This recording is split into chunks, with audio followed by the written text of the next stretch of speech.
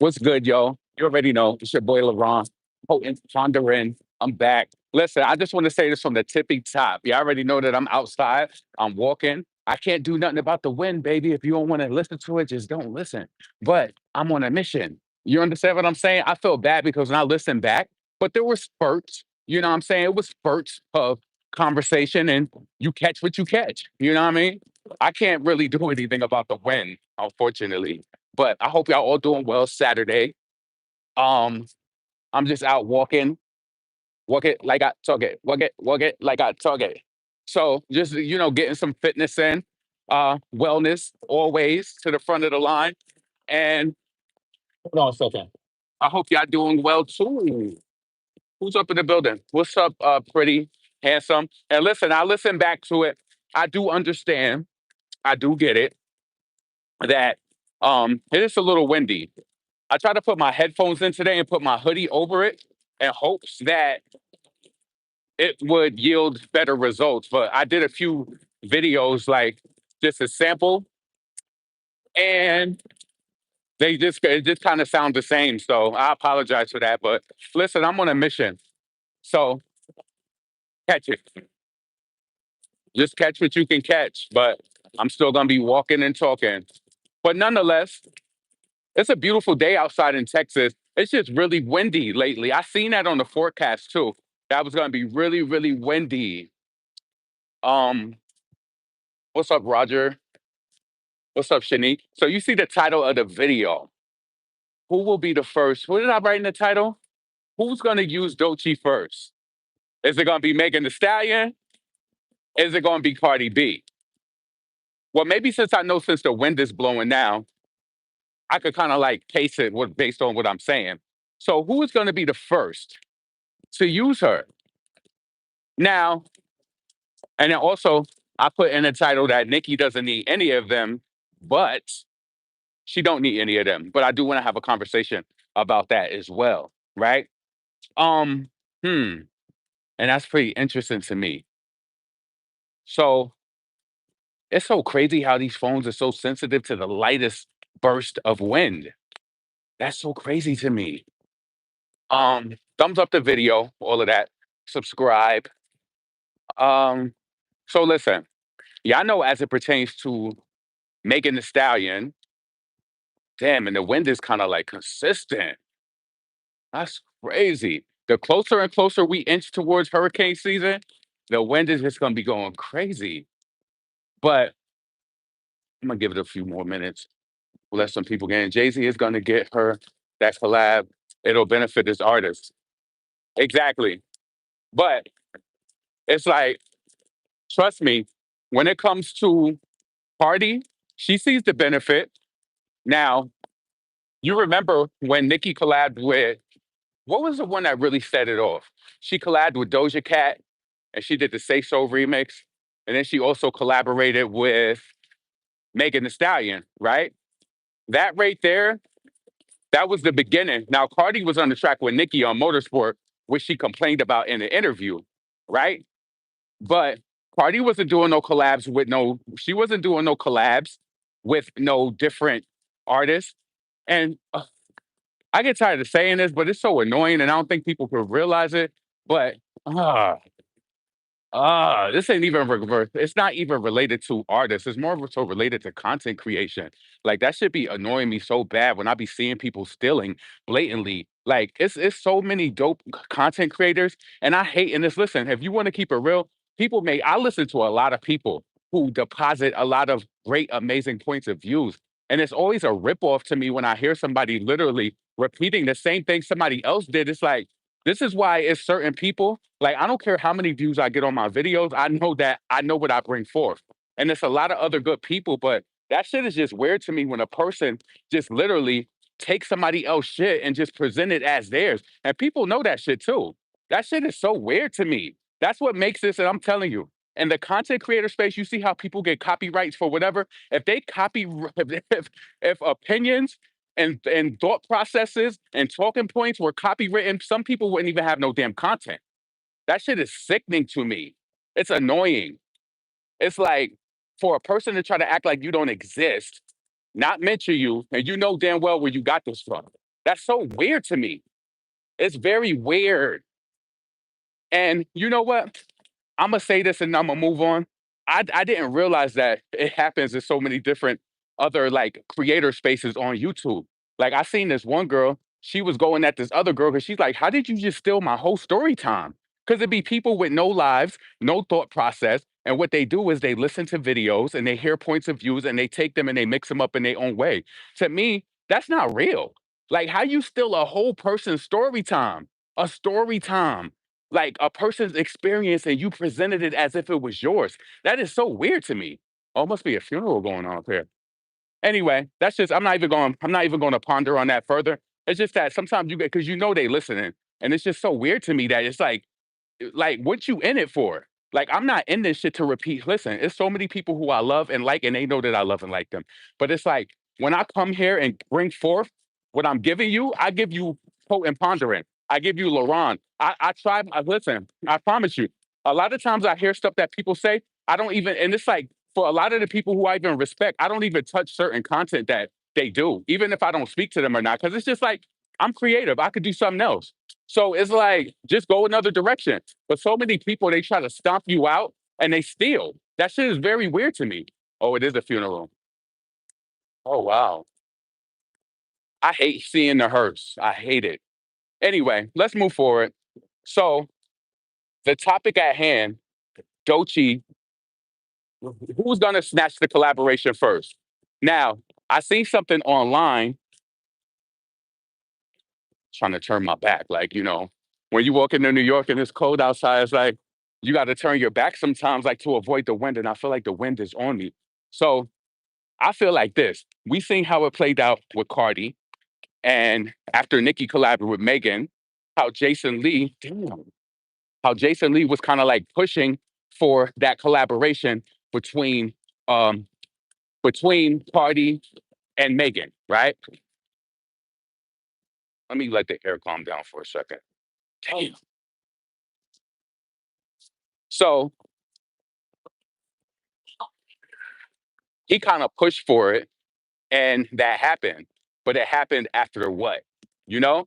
And I feel like at that time, not only did Cardi realize what Megan was going through on a level of that whole Tory Lanez case, but and she used that situation for what? I don't care what you say. And then notice how strategic once everything started happening, then bongos came out. It was all about using her pain, in my opinion. Hold on. Shit. Hold on. So it was all about using her pain, her situation, and using the black girl. So in your mind, right? Now, to me personally, I mean, artists can create, they can create art that can exist. Maybe Doechii could do a song that would work with a Cardi B. You understand? But I would more so, I could see a Doechii collaborating with Megan Thee Stallion. Maybe she would make Megan step her shit up. I think she probably would. Because I think Megan can rap. Her content is just boring. So I think that may work between them. I think Doechii would make Megan step up. I wish Megan would have did that on the track with Nicki, but she was saying real hot girl shit. Hey, when I tell you that hot girl summer verse was so trash. And I ain't even trying to be brash, but the shit was trash. Real hot girl shit. Hey, I got one or two, babe. That shit was so trash. Like completely trash.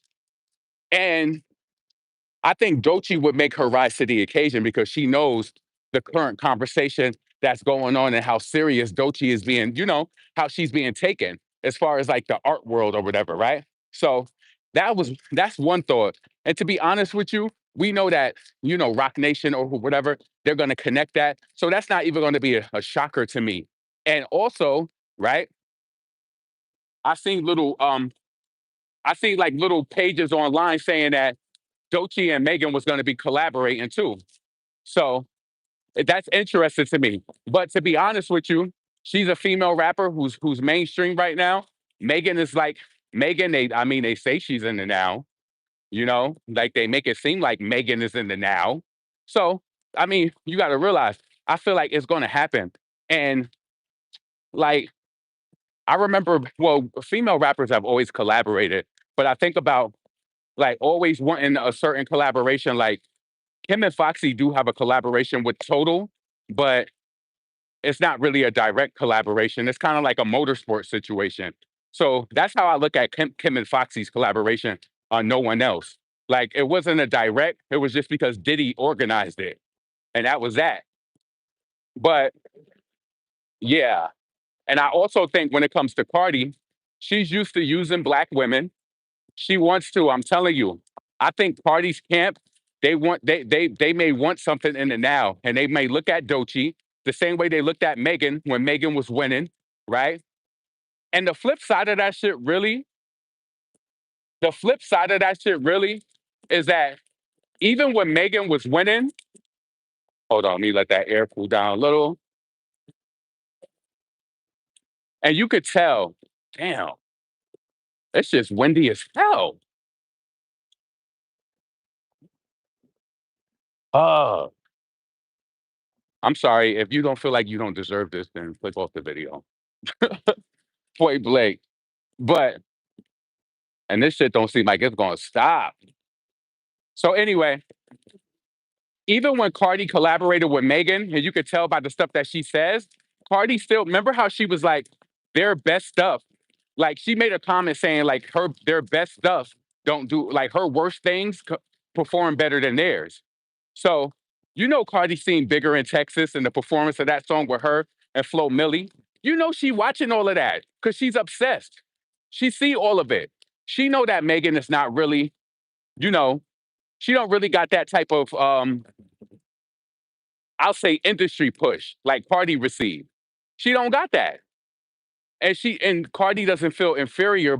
You know, she didn't feel inferior to them based on how Atlantic Records set her up and how she was getting pushed. She didn't feel that way. Now she's starting to realize in more recent times that you're on the same you're on the same level. You are, or probably beneath. And this is why, like, I could separate a thing, right? I realize when it comes to Megan, I feel like what she doing, like that whole Tory situation, and just trying to like, you know, have these legal attacks towards people, that makes me not like her. But if I look at it in a way where it's like her being an artist, it's even peaks she ain't even reached yet. I mean, yeah, she got a diamond plaque with Cardi for that song. Um, but she still ain't even reached the heights of her to me. She ain't reached the heights of her career. She out here doing uh, hold on. Let me see if once I turn this corner if it changed. Seems like it's just staying the same all over. Anyway, it seems like she still has so much further in her own career to go. Talking about Megan, she got a long way go. She got a long way to go, and it's like you doing documentaries for what? Because you dropped 6 or 7 projects that flop. Now, I've always credited Megan, and y'all know this. I've always said, you know what? Megan is not scared to flop. She will keep throwing out these projects and they not do nothing. And back in the day I come from, those record sales, I don't care if the streams are mixed in it. Listen, you got to get a certain amount of streams to even be for it to be beneficial. And I also want to put you onto this too. See, people be forgetting about the tricks to the trade. Let me tell you something. And this is the shit people be doing and then be acting like it was theirs. Because it's like you got to know what the fuck you got to know what you're talking about when you're talking about it. Like when you're on a label and you have a certain reach, right? So say it's Doechii label, like TDE. And for example, we see how Doechii is rising as far as like her monthly Spotify listeners is up. She just having a she has that seemingly push behind her, right? But what people don't know is Spotify has a deal that you will get less royalties if they push your song harder. It's a little switch in the background that labels get to do. So you could push a song harder and you will reach more people, but the payout may be less. That is a thing that is happening. And people make it seem like Like I don't like the stuff that I be saying is all things that come out in the news. People just don't do the research and they don't read. So it's like they had that feature. So say, an artist comes out and they really a nobody, and then you start seeing a song climbing, yeah, they have that ability. Now, I'm not sure if that's going to get you on today's top hits or whatever, but with Doechii and her new song, it seems like the new push for Doechii right now is anxiety. Like they're really pushing that song. She's number 3 on today's top hits. That playlist has like 30 million followers. I don't know how many of them are active in real time, but that playlist is huge. She's number 3 on the playlist, y'all. She's gonna gain millions. She's gonna gain hundreds of thousands of listeners per day just being on that playlist. So, but the thing is that if those are people who really love her art, they will dwindle into other music and fall more in love with her. Because we've seen people get on today's top hits. Like, look at Sexy Red. She was on there with Bruno Mars, and what's she doing right now? I've been saying this for the past few weeks with Sexy Red. What is going on with her? What is she really doing? What is she really doing? Like, people be so concerned and worried about the hit that they're currently in. I'm always worried about what's next. What is the next follow up? So, to me, you got to look at Megan. Megan is in the trenches. I don't care what nobody say. I could boost her up. Hold on. Megan is in the trenches. Hold on a second. Let me see what I want to use. She in the trenches. I could boost her up and say she's pretty, pretty. And I even said this years ago. I said it's gonna reach a point where it's just enough being pretty. So many people are beautiful. It's so many beautiful people around the world. I feel like we take that and it's like we use that as a martyr to mean that like so many different people are pretty. Like who cares? So yes, she is that, but Megan got a lot of work to do, in my opinion. They throw like the philanthropic. What is it? Philanthropic. They make her like she's that whole thing with that. I can't think of how to say it right now. So, and I'm kind of distracted by walking and staying focused. But they try to add all of these things to her name that really mean nothing. They don't. That doesn't equate record sales. Like this is what y'all in it for, to sell. And somebody was telling me, but I'm pretty sure y'all heard that before too.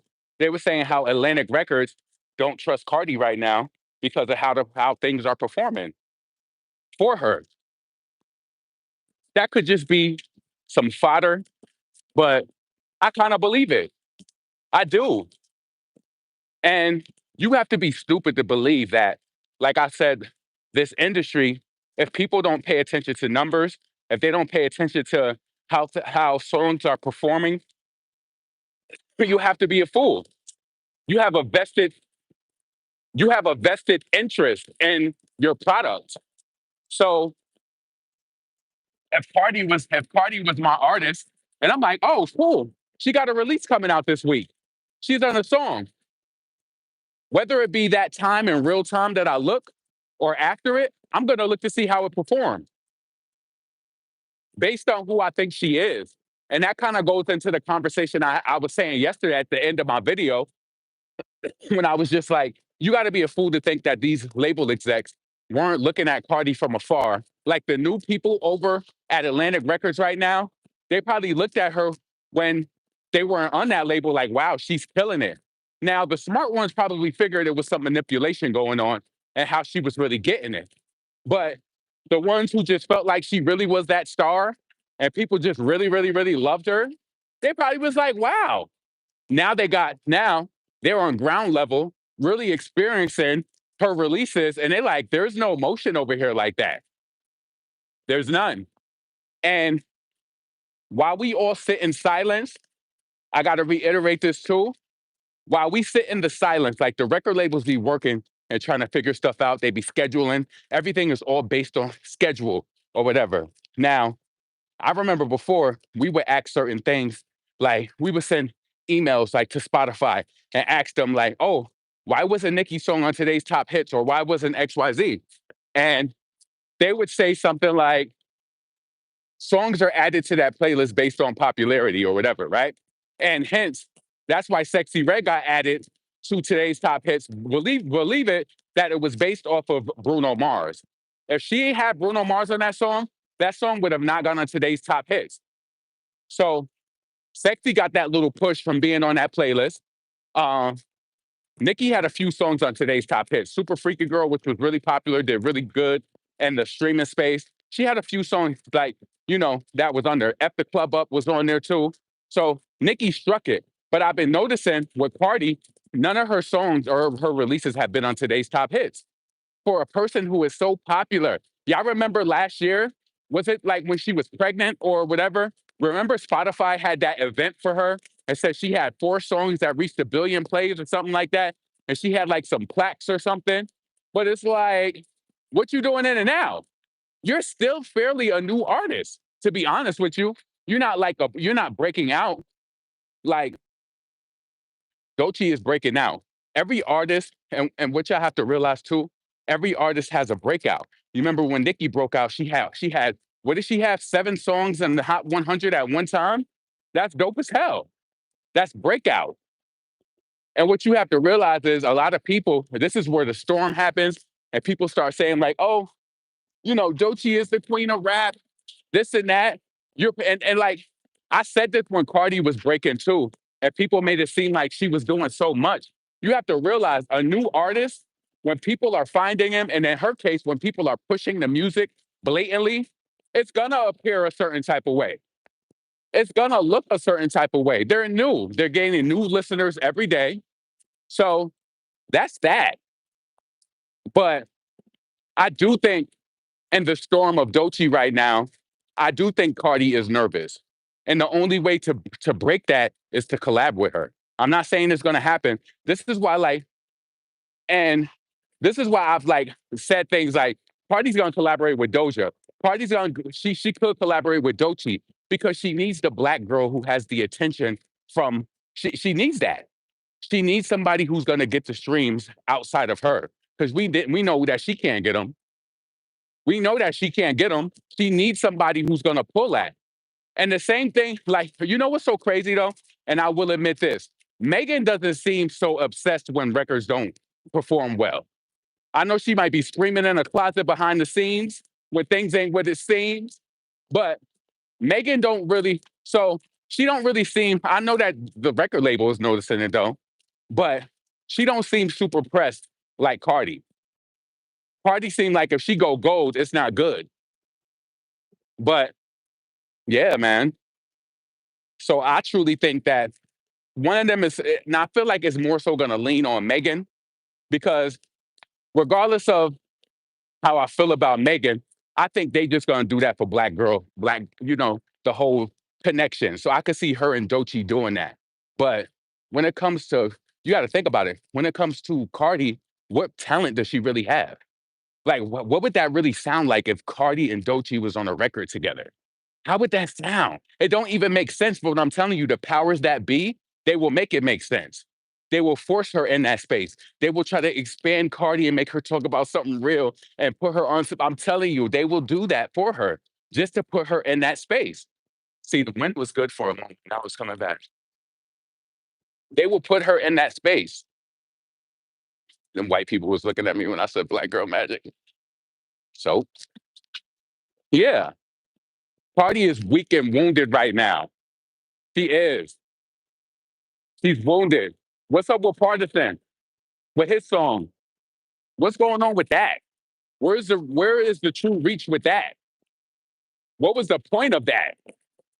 And then you know what? I be trying to, and you know what? This is probably my fault. I be trying to give Cardi more credit. So y'all know how they were saying that video to toot that ass up. They said that that was out for a while, like over a year, right? So I'm like, Cardi is attached to this. She take her image and everything like serious. They probably shot a whole new music video and whatever leaked online was just fake or whatever. And then that video really rolled out. It's like the effort is just not there. And I feel like the dollars is what it really is. It's the money. So, and I truly think when it comes to I think when it comes to Nicki, Like that's why she moved a certain way on her last album. It's almost like in a sense of like let's take Nicki and Beyonce for example, right? They both released albums, and if as we see, they both took their budgets and put it into the tour. So no music videos, no nothing. That's kind of if you think about it, a label has to really trust you to allow you to do that with no music videos. They gotta really, really trust you to be like, you can get the crowd, you could get people to book to like buy these tickets without all of the extra promotion or whatever. They really got to trust you. And I really do think that that's a flex. And that strokes the ego. That further strokes Nicki ego. Like, like she didn't have to do the traditional route. That strokes Beyonce ego. Booking stadiums out, no videos, no push, no multiple radio station interviews, like just none of that. Just straight off the back of who I am and who my fans are, and of course the little promotion that the Live Nation and the concert venues may do. So, do you think Cardi could come out with an album, no videos, book a tour? No, she don't. And that's why, like with me, I told y'all, I said this girl is she gonna come out with a visual album. Cardi, the type of help that she needs, she's gonna have to do a visual album to get people all tuned in that for a way for them to hear every single song. So it's a video that matches. Like how like Beyonce did that, and that's why I really truly think like she's gonna have to have a trick to get the streaming numbers up so that she could at least be competitive. Yeah, I see Lady Gaga. What did she do? She did less units than Nicki. The way they pushed her, she was on SNL and all of that. Come on. She was on SNL. She did all types of promo. She had a press conference for her fans where they was asking her questions and all of that. They did it up. You did all of that, and you still she didn't sell that much less than Nicki. But the point of she should have went up. The girl should have went up, and Nicki still sold more than her. I mean, but maybe we'll see some balancing out with the industry. Maybe the 220 or whatever she sold. I wonder how many physical sales she sold because Nicki sold like 25,000 or 30,000 vinyls. So that was major. Yeah.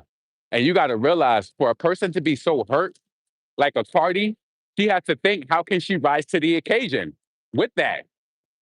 So, number one, and I'm starting to believe a lot of the people in the like Hispanic Latin world, because I got some people who work at my job, like this new project manager that we hired. So you talk about music, and I kind of like ease into those conversations. So I'm like, so what you think about Cardi B? He's like, oh yeah, she's trash. Yeah, we don't listen to her or whatever.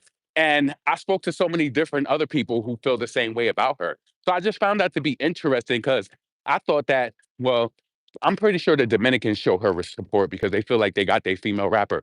Cardi B low key is a DEI rapper too. She low key is. She is. And I felt that way about Lizzo with her image. Like they had to have a big girl out repping, getting the shine and getting the budgets from the record labels, doing what they gotta do. I felt like that with her. Um, Little Nas X, I felt like he was a DEI too. His song ain't even doing good either. Little Nas X, oh God. Hmm. No, I'm gonna save that for another video because I do want to make a video on that. I do. But yeah, man, it's Scramble City out here. But one thing I want to say about Nicki, so I put Nicki doesn't need any of them. And I really want the people, hopefully the wind is not messing this up. And I really want you to hear what I'm saying and think about this. Now, I'm just saying clearly, I don't look at no celebrity like they're perfect. None. I don't care how much money they got. You just have a different access to me. But people make mistakes every day. Hold on. Let me get her off my screen.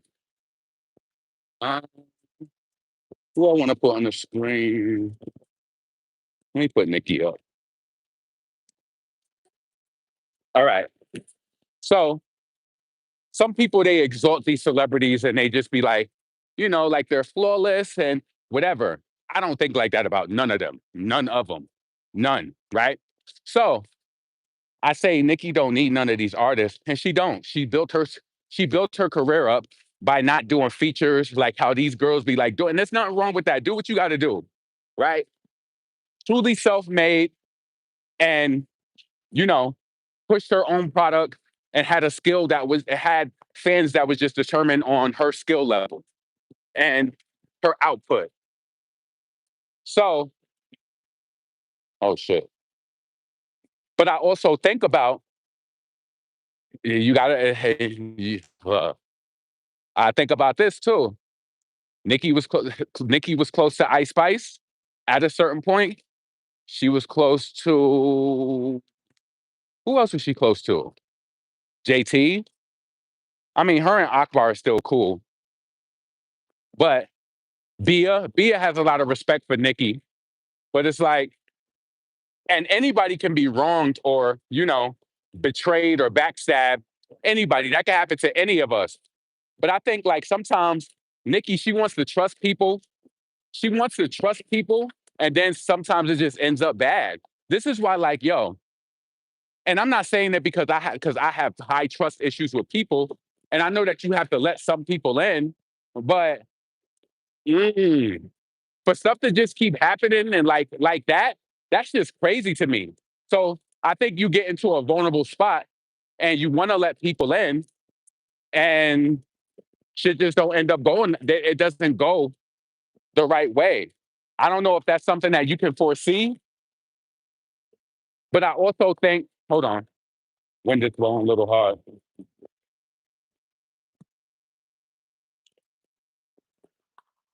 And like, this is just my perception, right?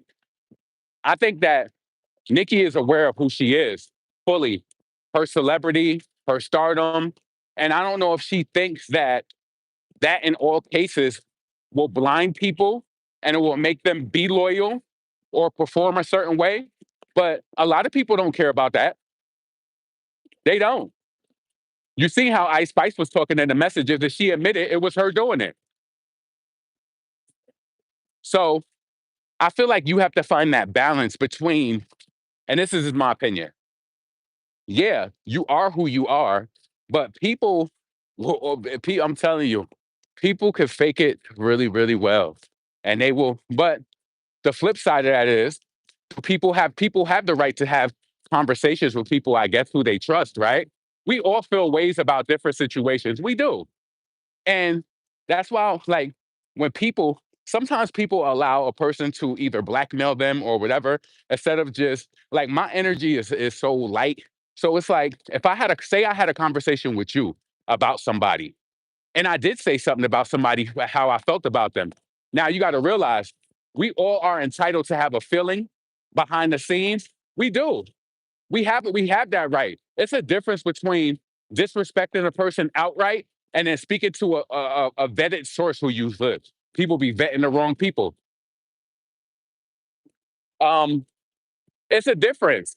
So say somebody exposed something to you that I said about them, and I'll be like, yeah, I did say that to them in private. What you think you gonna press me and be like, I didn't say that? No, I did say it. And I said it in a medium where I felt as though I trusted the person and we had a rapport. Did I disrespect you publicly? No. I have the right to see so many people let people back them down. They let them back them down. You got to realize that. You got to snatch your power back. People make it seem like we're human beings and we don't have the right to discuss stuff with people in private. Why do y'all let people pit bull y'all like that? No, I did say it. I did. Did I disrespect you outright? No, but I have a right to have private conversation with people, and I did feel that way. There's a difference, but some people so loopy they get caught up by even somebody addressing them. Yeah, I did say it. So what? But Ice Spice, I feel like there were certain things with her where she should have never trusted that girl. And I felt like Ice Spice only really played her close because she was a dark skinned girl and she wanted to look like she had this love and affiliation with dark skinned brown chocolate women. And so what people do sometimes is that they'll tell you information like that, like how she told that woman about Nikki. She told her that in a way so that she could think, oh, I trust you. Like now you can trust me because I told you something about somebody like Nicki.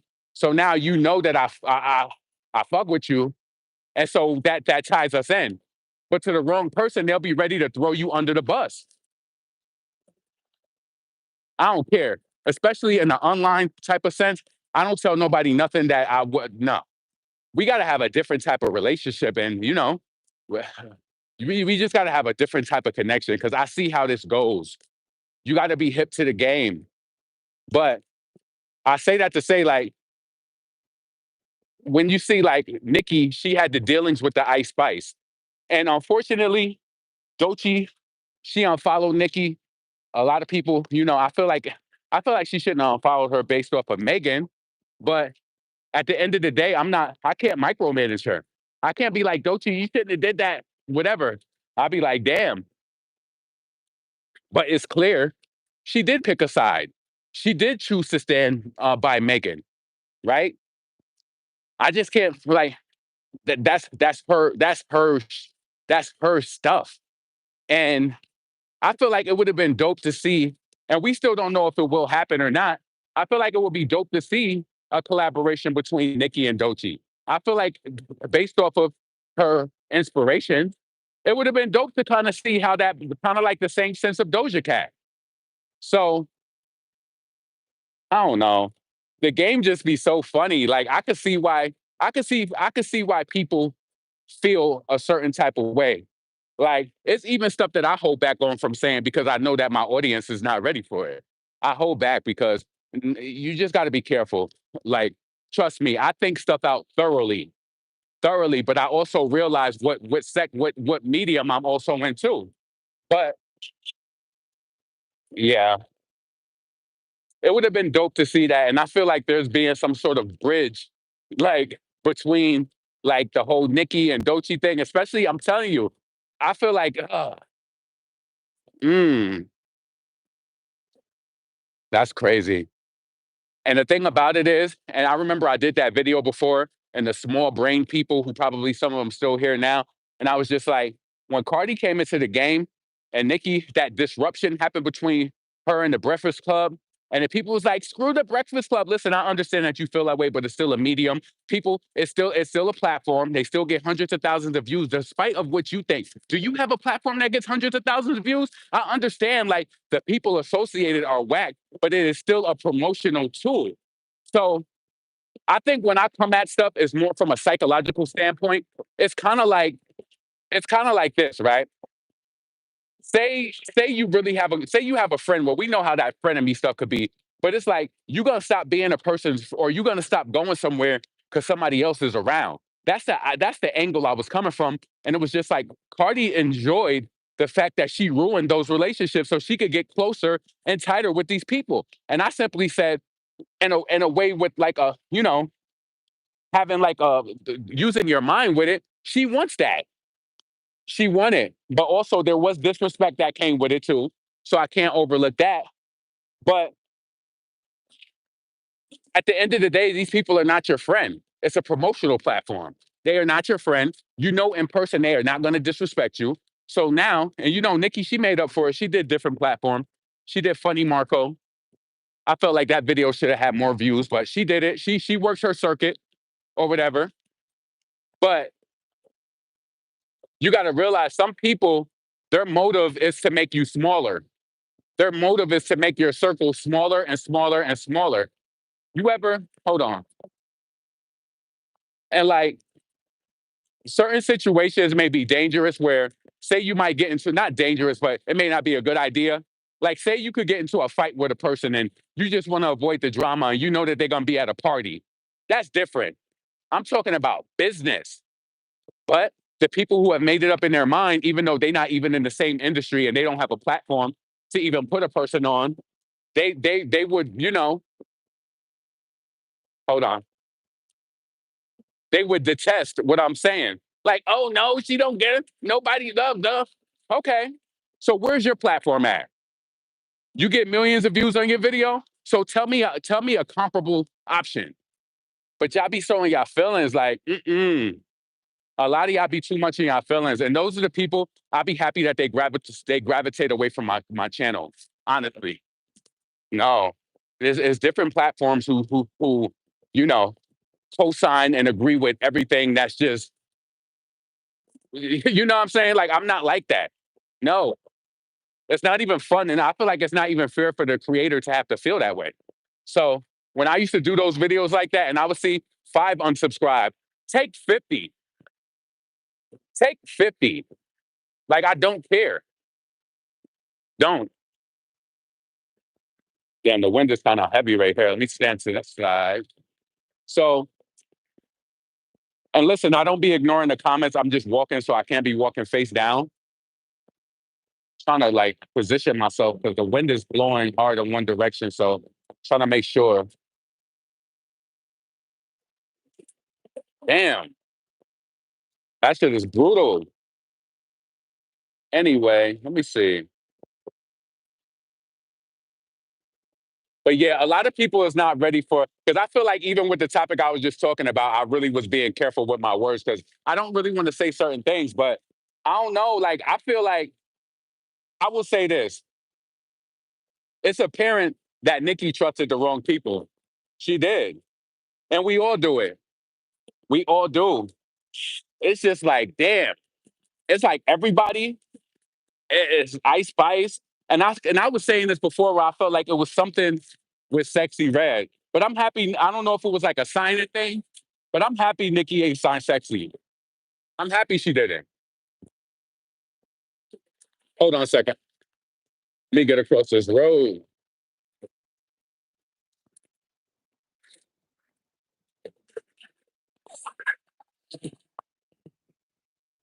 Not bad.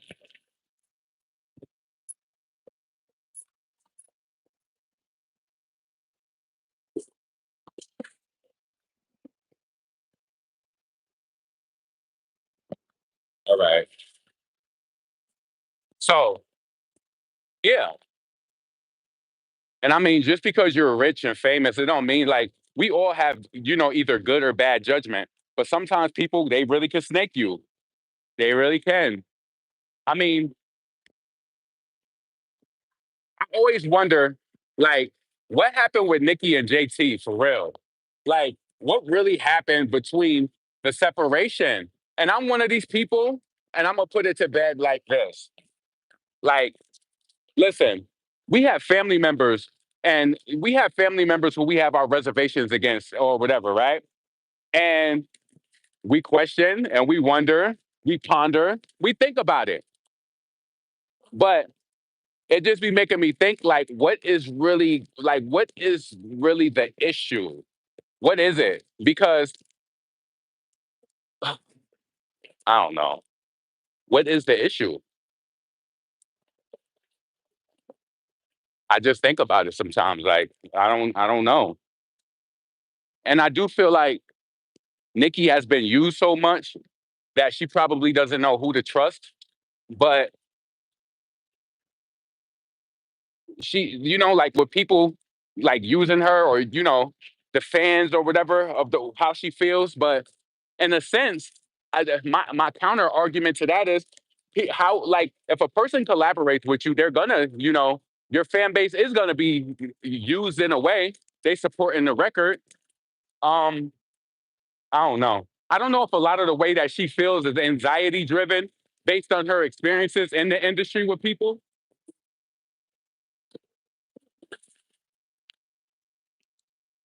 Hold on a second. Mm. Yeah. So it could be like an experience based thing where she just feel like she don't trust nobody at all. Let me get across. Yeah. So I feel like she don't trust nobody. She feels as though everything is kind of fake. Like, they're all using bots, this and that, and they are using bots or whatever. But we see how far that can get a person. Like bots doesn't really mean anything at the end of the day when a person needs to sell albums or sell tickets. It don't really mean anything. So I don't know. I just hate sometimes that I could tell, like within Nicki, that she feels some sort of way, that she feels some sort of way about the industry. Like the industry is so manipulative, and it's manipulative and deceitful that I feel like she always got to be like on pins and needles, like with people. Like you don't really know. But shit, I'm like that in real life, but my life is not at the magnitude of like the stress level of this industry. The industry can be it can be apparently. So let me try. Hold on a second. Let me try to take my things off for a second and release some of the. What's up, Pam? I promise, Ice Spice. And wait, you said I got. Hold on a second. I got one Ice Spice song and two Sexy Red songs. All Nicki features. That's crazy. How did you feel about the F the Club Up remix?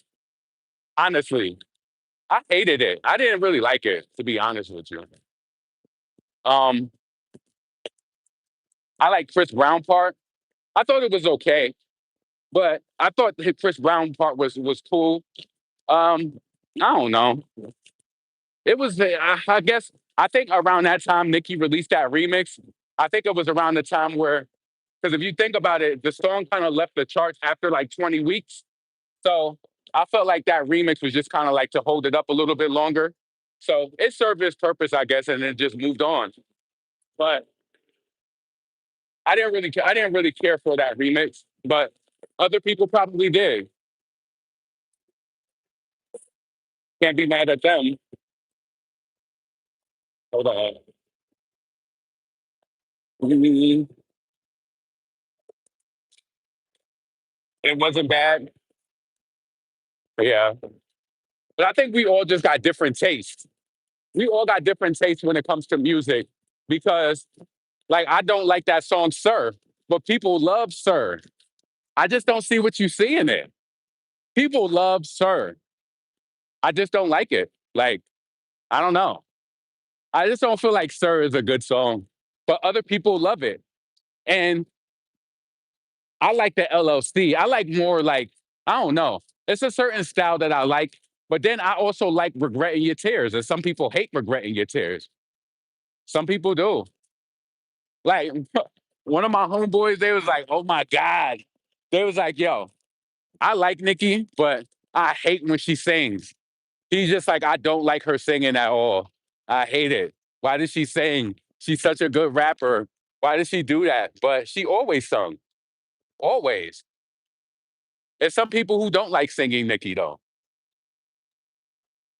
But yeah, it'll be interesting to see what moves forward with like how was Cardi gonna roll this shit out? Because we almost to the 7th year anniversary of her album. So she gonna like I just feel like it's not enough. It's not enough. She gonna need the black girl magic. She gonna probably do a collaboration with Doechii and Megan. Scary ass. She is so scary. She really scared to get out here and do that work. That's what she's scared of. And it's so funny that I seen her post on her page, like Cardi was getting booked for hostings, but they turned them into like she was. And the thing about it is, you ever know when somebody has a birthday at the club and you know it's a regular club night and they make their own flyer and put themselves on the flyer. I'm not trying to shit on nobody, but then when you see that they're party, you're like, wow, all those people came out. That's a regular club night. I've been noticing that since like the early 2000s when people will be like, oh, I'm having a party at the club or whatever. Translation, they probably rent in they get in a section in the club. They're putting their face on the flyer. That's not even the main flyer of the club. And when you see the photos or whatever, it looks like so many people came out. That was a regular night at the club. it was, it's club night. It's Friday or Saturday and some of them even be open on Sunday. But anyway, Cardi said it. She would get booked for hostings based on personality. And what she did was she said, we start flipping them and start doing performing. Like, nah, instead of you booking me to book me to perform. So all of them people seemingly, you thought that they was there for a concert. They was there on club night and she was just supposed to be some stripper hoe. some stripper hoe host. That's what it really was. Everything with that girl is manipulation. Everything. They ain't book you to perform. They book you to come and and do whatever. Was that before Love and Hip Hop? I'm wondering. I think it was no, it was after.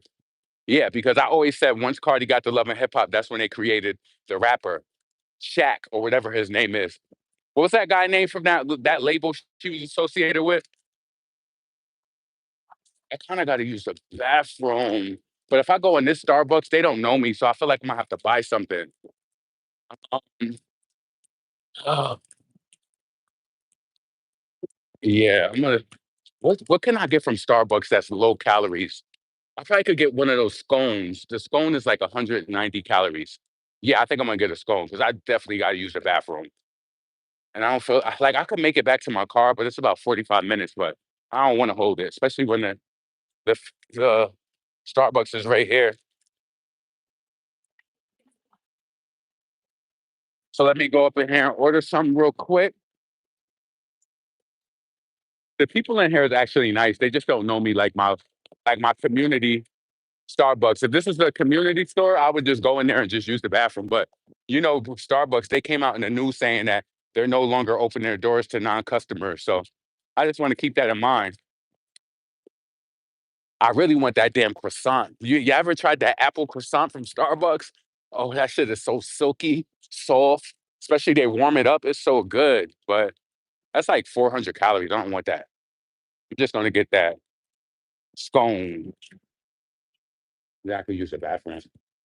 Hold on. Mm,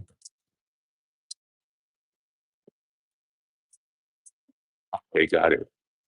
What is it? So you're out of petite vanilla bean scone? Damn.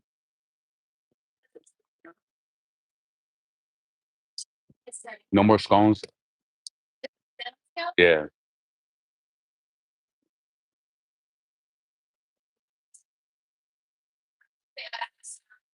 Right. What do you have?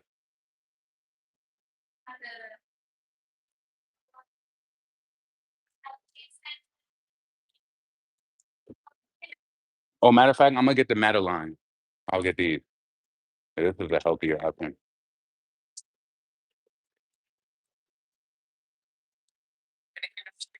No,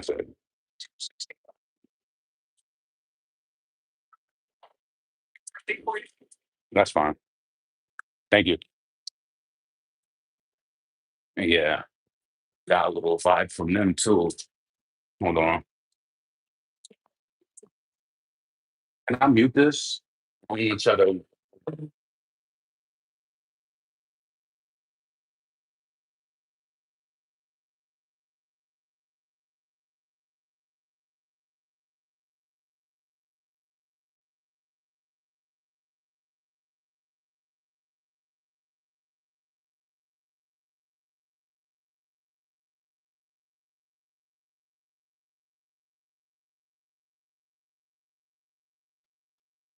Right. So yeah. You know what's so crazy? Lock my hand. You know what's so crazy? The guy who just rung me up, the girl helped me, but he rung me up. And he was looking at me the whole time. And this is why I said I had to buy something. Because if I would have just came in here without buying something, he would have gave me an issue. I could tell. You know how they do. Hold on. No paper towels? All right. He kept eyeing me. It's like she don't got no cash register access. Why you keep Ugh. Let me get out of here.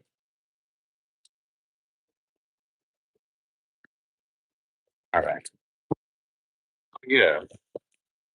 Anyway, you know, I felt like they did this too. Like once Trump got into office, a lot of certain things started to change. So then suddenly Starbucks was like, they don't have that open door policy anymore, where people could come just use the bathroom. So when I came in there, the woman who was just helping me, it's like he kept staring at me the whole time. I'm talking to her like, nigga, you look like you was about to go do something else. Why are you in our conversation? Like, what is wrong with you? I'll be holding my composure, but I'll still be thinking about like stuff that people be doing. But I think somebody said in the comments that they like Sir. Oh yes, what's on demand? That's what I was talking about. Oh no, no, no, no, no. What's that guy name? Who was the owner of that record company she was under? KSR. Whoever his name was. His name was his name Shaq or something like that. Mm-mm. Fuck you,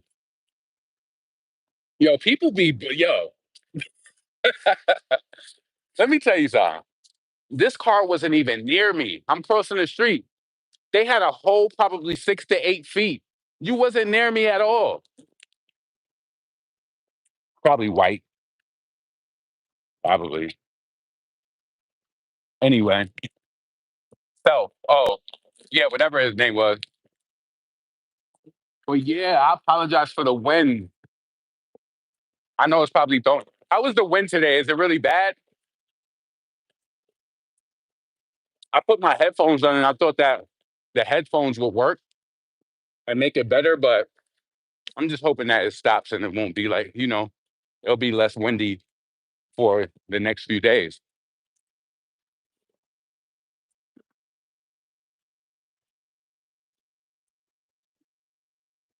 Yo, yeah, I gotta go to Starbucks and check out those Madeline. They like these little. It says Madeline cakes. They're only it's 220 calories, which is really low. And they so like if you get the fresh ones, they'll be really soft. Like sometimes even when they ain't too fresh, it'll still be soft. But it's a nice little lightweight snack. I think it is.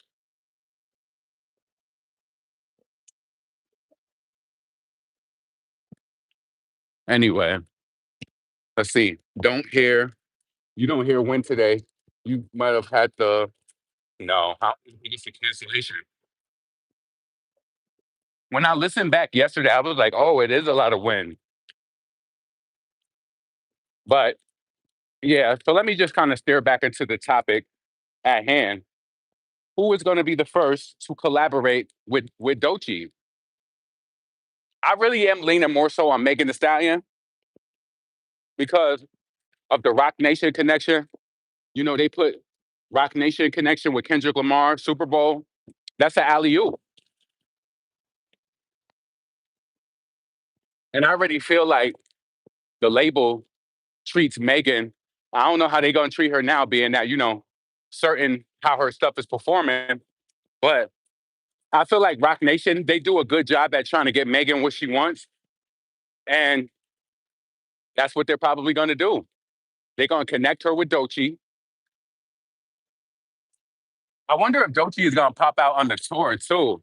Because, that's going to be the next thing for Doechii. She's going to be doing like a little mini tour to the United States. I wonder who's going to go on tour with her.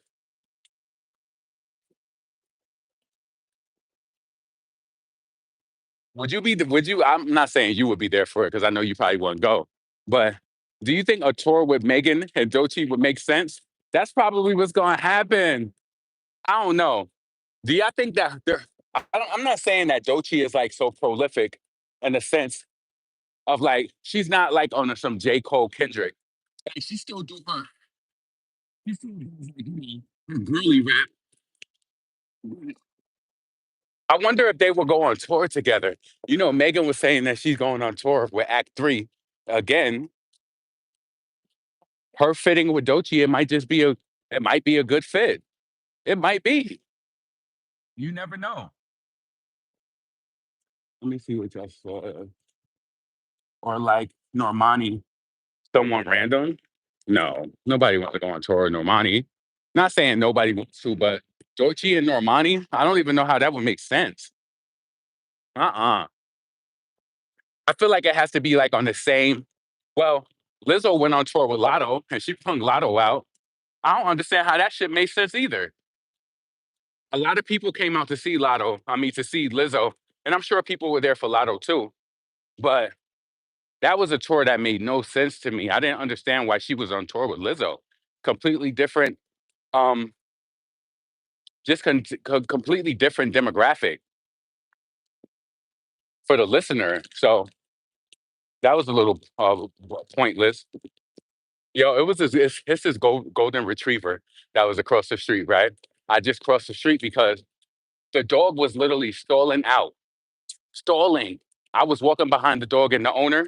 When I tell you this dog kept turning around to look at me like every 10 seconds, the dog would walk, walk, walk, stop, turn around, look at me, walk, walk, walk, stop, and stop the owner. The dog kept doing. I said, "Let me get across the street." Now the dog is not doing it no more. But that's good that they watchful, right? That's good. Keep an eye out for your owner. That's what's up.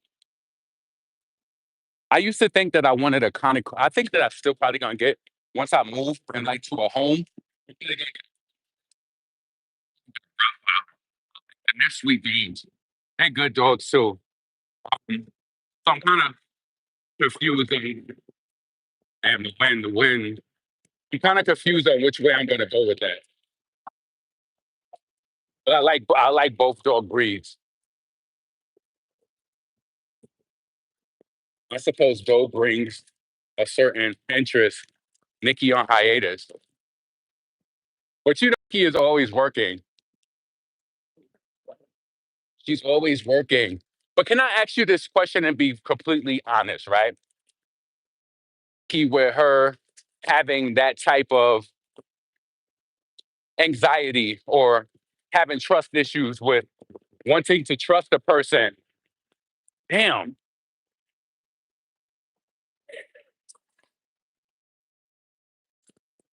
Do you think sometimes maybe she just trusted the wrong people? Like being that Ice Spice did. Let me know if y'all can hear me. Being that Ice Spice did what she did. But it's like you trusted the wrong person. I feel like that kind of ruins it for hmm, that ruins it for the more genuine artists. I think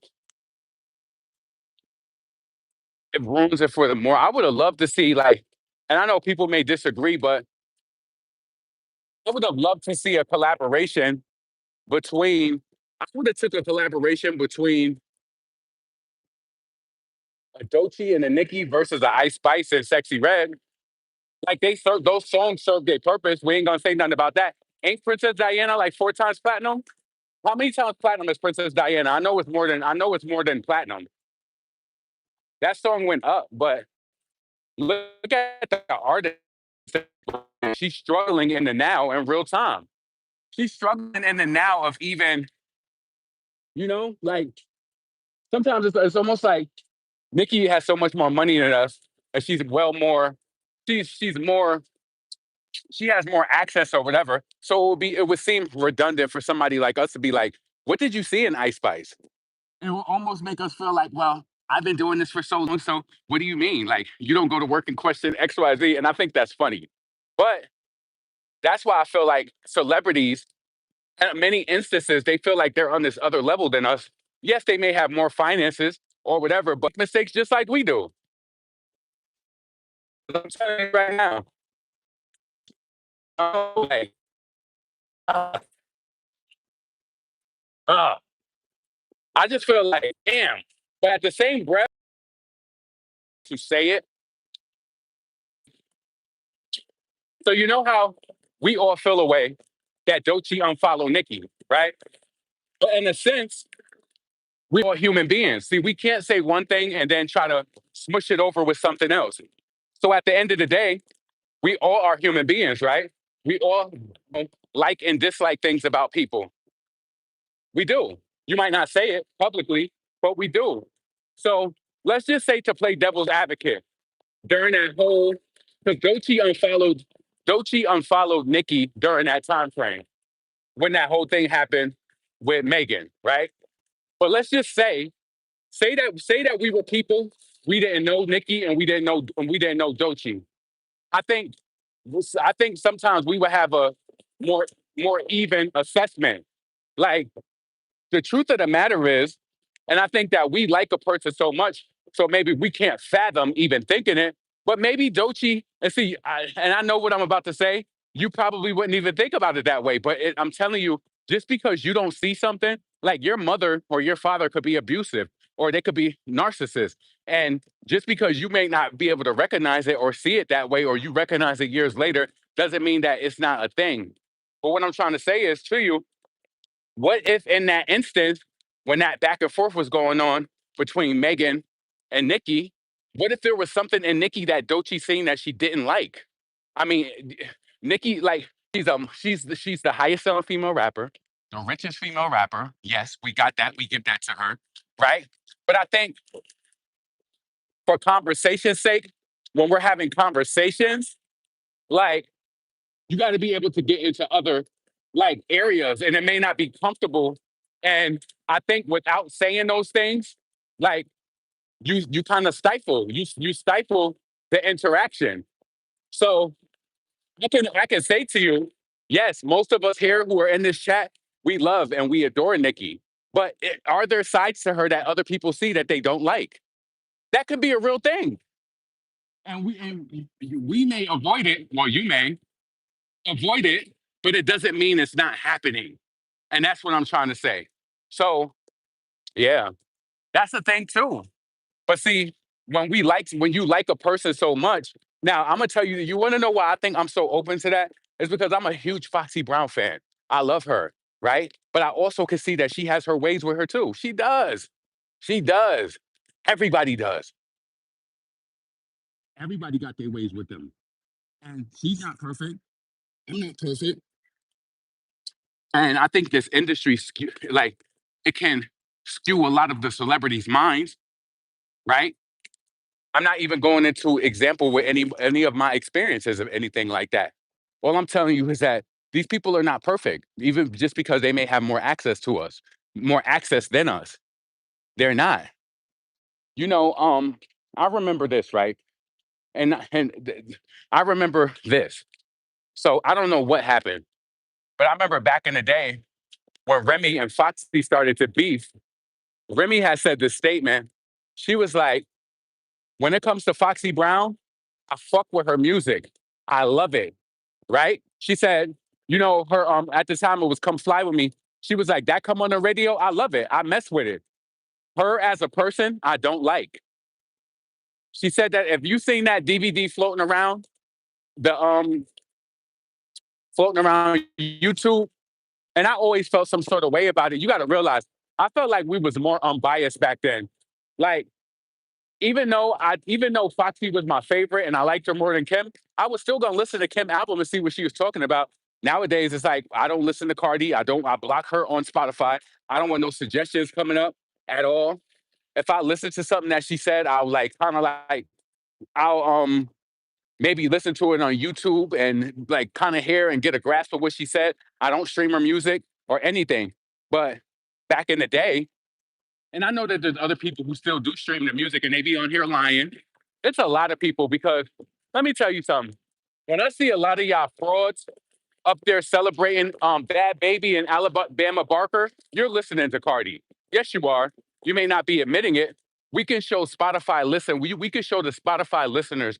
I wish there was a way on the community feed where people can post pictures from their phones, but that might be a problem because people be trying to get you set up and posting explicit, but I wish it was a way that people had to show who they was listening to. I can guarantee you a lot of people who don't like Cardi, they be listening to it. They be fronting like they don't like her, and they be listening to her. I can guarantee you, because there's always some outliers. There's always some people who say one thing and do the other. I'm through and through. How you do anything is how you do everything. I'm through and through. The person who I am online is the same person I am offline. I don't get off here and then be like, oh, I love Cardi so much. No, and I don't have to. And it just gets sick to the point where it's like her fans be leaving comments. It's like I can't. Sometimes I do videos and I'm not even bringing Nikki up, and they just bring her up all the time. It's like y'all sick, and y'all be listening to Nikki too. The difference is Nikki is talented, so I wouldn't blame you for listening to her. But Cardi is not appealing to me musically at all. The most that I even listen to that girl is when I'm in the damn gym and they're playing her music. And I turn my volume up so loud that I'm probably gonna be deaf by the time I turn 70 years old. Like, no, no. Anyway, Yeah, I blocked her on Spotify. I don't, because you know why? And you want to know the real reason why I blocked Cardi on Spotify? She blocked on Twitter too. And you know what? She unblocked me. And let me tell you why she unblocked me though. I did a video about that. So she unblocked me around the time when I was talking about the whole black friends and her using black girls, right? Cardi blocked me maybe 2 years ago when we was having a conversation about drill music, and she couldn't say anything substantial back, and she blocked me, right? So then, once the conversation started to open up about different topics or whatever, she unblocked me because you know what she likes to do. What she wants to do is she wants to quote tweet you and talk shit to you, and I didn't allow her to do that. So when she unblocked me, I still kept her blocked. No, nope. And I'm pretty sure she's probably engaged with me. She's probably engaged with me from a fake page. 'Cause you know that's real trendy too. People love to do that. She probably has. You know she got Finsta, fake Twitters probably. She probably has engaged with me from other pages. Like, Cardi is so calculative. I think she would do something like this. You know how people be retweeting people? I think that she would make a fake page and retweet it under her main page just so people could follow it and like it, and then she starts saying stuff to people. Like she's so she's very manipulative, in my opinion.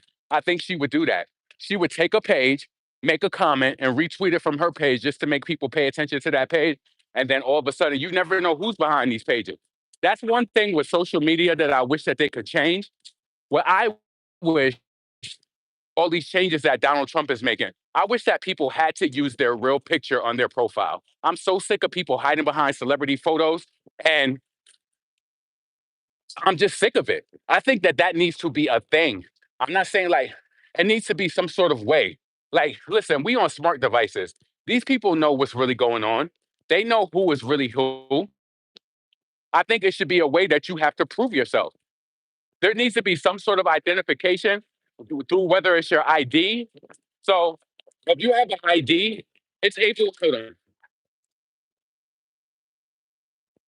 If you have an ID, I'm pretty sure there's some sort of smart identification where they can tell that whatever picture you post is you. That the photo is of you. I'm sick of seeing so many people hide behind celebrity photos and just try to do the most. That is so weird to me. And it's weird, especially when it's a woman and it's a guy hiding behind it. That is so weird. That's so crazy to me. And there be people hiding behind other people's photos, calling people ugly all the time, happening to people. I'm like, you got a lot of nerve. You're scared to even show your photo. You're scared to even show your face. Like, imagine that. Imagine if you could not log into your page anymore unless you showed a copy of your ID. So many people would be gone. Shit, let me propose that to Elon Musk. You know, they making all those types of changes. So many people would scurry out. It would be over. Imagine if a person couldn't even post hateful stuff that it would be linked back to, like, say if you clicked on the person's Twitter and it linked all of their information to them. I think it would make the atmosphere better. People wouldn't be saying all that craziness. They wouldn't.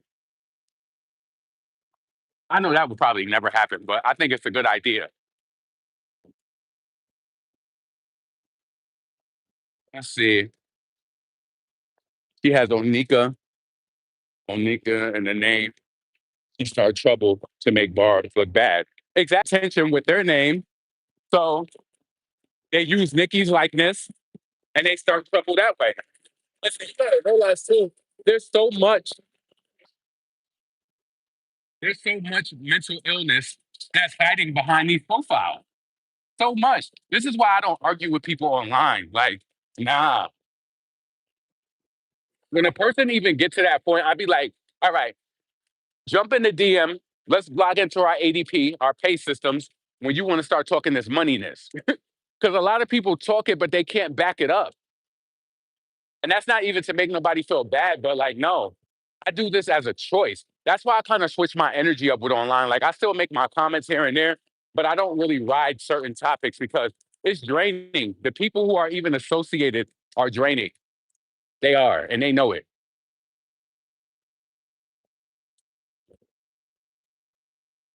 So, yeah. Well, now since the air has calmed down a little bit, watch it start picking up again. So, I wanted to say, so with Nikki pulling back and having her experiences with the certain people that she had those experiences with, Mm-mm. That can make you not trust anybody. But we have to hold her accountable for even trusting people too, because we will hold each other. If that was a person that your friend was dating, like, damn, why you keep dating these whack people? Like, why like? What was the sign? Sometimes you can't. Sometimes people will obscure. Yeah. Sometimes people are really good at hiding who they are. But I'm telling you, to me, uh-uh, no. I'm telling you now. Even your favorite barb who's online, do not trust them. Don't. Even your favorite one, do not. And I'm telling you that from personal experience. Don't. No, you treat them as what it is. You treat the interaction for what it is, and you leave their ass online. When you start getting into specifics, and next thing you know, you start telling people who touched you and where they did it, and then when they get mad at you, they trying to expose you and say, "Oh, I've seen it happen to so many people." I'd be like, "Y'all just be telling people y'all business like that? That is crazy to me. That is crazy." Like doing the work on the outside is what's most important. Not when you lonely and you looking for friends within people. No, that's why I don't flick up. I love a lot of my subscribers, especially ones who I see a lot regularly, because I know that they really like me, and I can tell that they whether it's a video that's really popular or not. I always kind of see them. So yeah,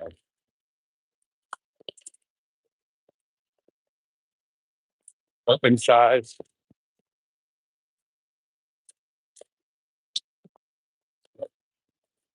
You waited 20 minutes to subscribe to the channel, to come to the channel to hate. That's crazy to me. You see why I put it? You see why I did that? There be people hiding under profile, sicky Nicky. Like, what are you? That is so weird to me, yo. You realize you subscribe to this channel. They probably, please unsubscribe. They probably unsubscribe, but you waited 20 minutes to make that comment. That's why it's interesting when you put subscribers only on, because it's like you had to subscribe to leave that message. Weirdo. So, yeah, man. What's next for Megan? How's she gonna hit the strip begging? What is next for Megan after coming up off of shit? Well, can we say that Act One flop? What was she only had Mamushi off the first album, right? I mean, off the Megan album. Mamushi is the only thing that went up. Damn, I do need to run to the. I don't know if I'm gonna do that today. I definitely. Yeah, I do need to go to the laundromat and dry that. I need to dry that stuff I watched earlier.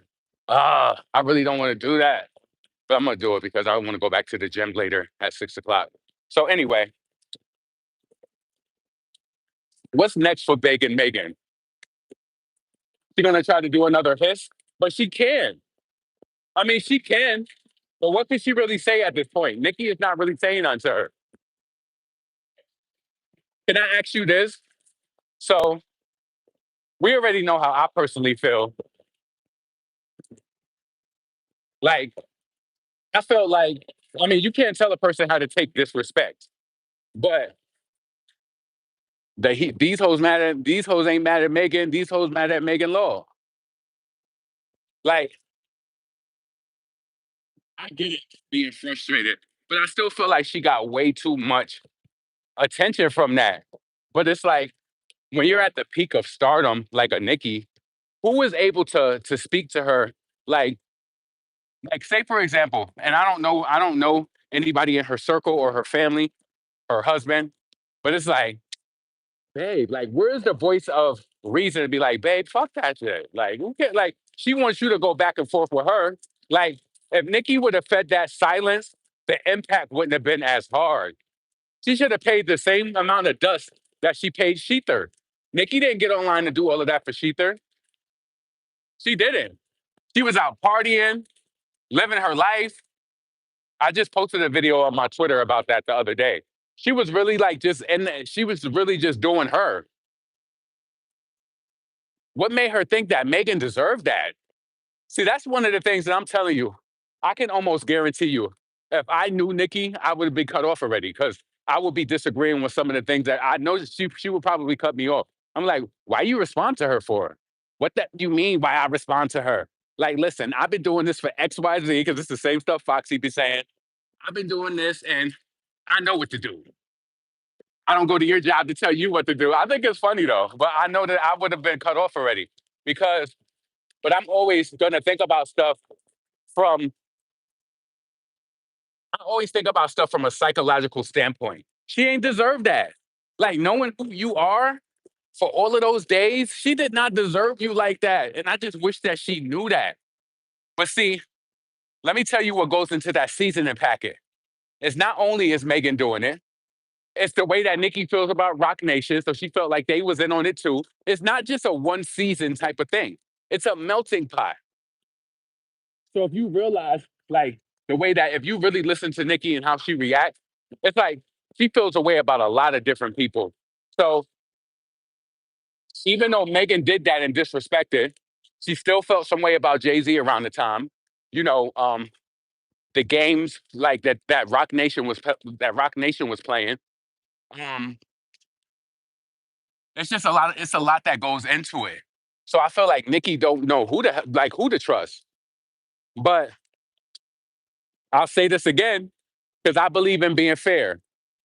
And people have disagreed with me before when I made this statement. Everything I don't agree with everything from anybody. And some people, you know, when things happen, they might just see it and they might just be like, well, yeah, I'm still a fan of Nikki, but I'm also able to be objective. And I felt like I've never heard nobody else on no different platform. But see, they won't say this because it goes against, and they wouldn't want to receive any backlash, unfollows, unsubscribe. And you could do how you feel. But I'm telling you, like, I had a different perspective when everything happened between Nikki and Doja Cat. Because when Nikki goes on Station Head, I get the alerts and I listen to her. And I was in the mix of it when everything was going on when Doja dropped that song. And she kept talking about all of these bots and bots. That has been a conversation for a while. So I say, as a fully grown adult, how would that make an individual feel? So when Nikki was like, this person said that, it's almost like when Nikki was like, this person said they didn't know if I liked them or not. I was like, hell yeah, I would have felt the same way.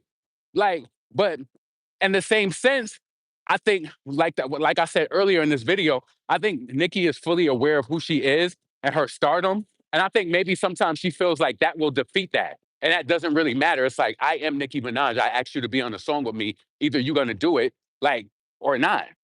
And I think when Doja, you have to realize October to December is not a long time. So if we in October and that happened, the next month is November. They kind of finalizing stuff at that point, and they like, no, I didn't want to do it. But see, in our fan mind and our Nikki is the greatest mind, we would never think that. We would never talk about that. We would never even want to like mention that. We wouldn't because who you love is supposed to be perfect, and I'm not. Nobody is perfect. These celebrities are not perfect. But if you live a life and you feel like that is what it is, so when that whole thing happened, I felt different than most of y'all did. Like life is too short to be fake and to have, you know, and maybe if it was different with me, if I was trying to like get a position or I was trying to get concert tickets, I would like not I would refrain from having like a way that I truly feel and I will withhold it. But no, I'm a genuine person. Like that's how I felt about it. But you know, more so for the course correction part of it, you got to realize some of these celebrities are so big and like not Nikki, or maybe not just her, but a lot of them, it's like they know who they are. They walk in places, they get stuff for free. Like they just have that type of thing, and they're very much so aware of it. They are aware. You know, like could you imagine Beyonce calling somebody to do a collaboration? And even though I think with Beyonce, people probably will bend for her. And Nikki is a legend too, but I think she just has a different energy. But Um, Celebrities have a certain they're just used to getting their way in most instances. Could you imagine any girl will be, and then Nikki was mentioning, like, we helped her out, which we did. We helped her get that number one, even though I hated Say So. I remember that was during the pandemic, and I was leaving my laptop on and streaming that song and going out filling my orders. I could not listen to that song no more. It was just too much. But we did run up the numbers for Say So. Remember all them copies we bought? We bought so many different copies of Say So. But at the end of the day, in our fan mind, you might not be able to see. Yeah, that was cool. That was a moment. And then I think what happened? I think um Nikki wanted to. Oh, right, right, right. Doja wanted her to be on Massive Attack, and she didn't do it. And she said, "Nikki, I love you." And now that you think about it in hindsight, it could have been a way that she was taunting Nikki, right?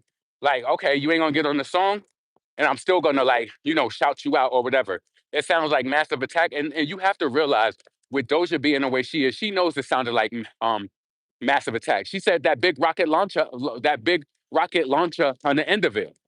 So for whatever reason, Nikki said she felt like she couldn't contribute to the song, and she didn't do it.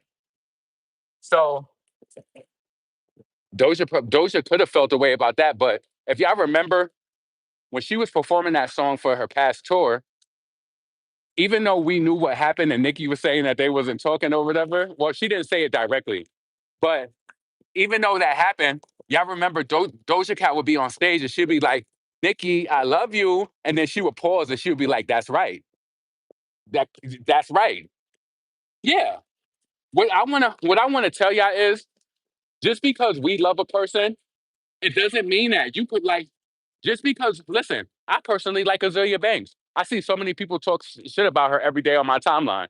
Different barbs, they don't like her, and I understand why y'all don't like her though. But I've always liked her. And I come from the era of really,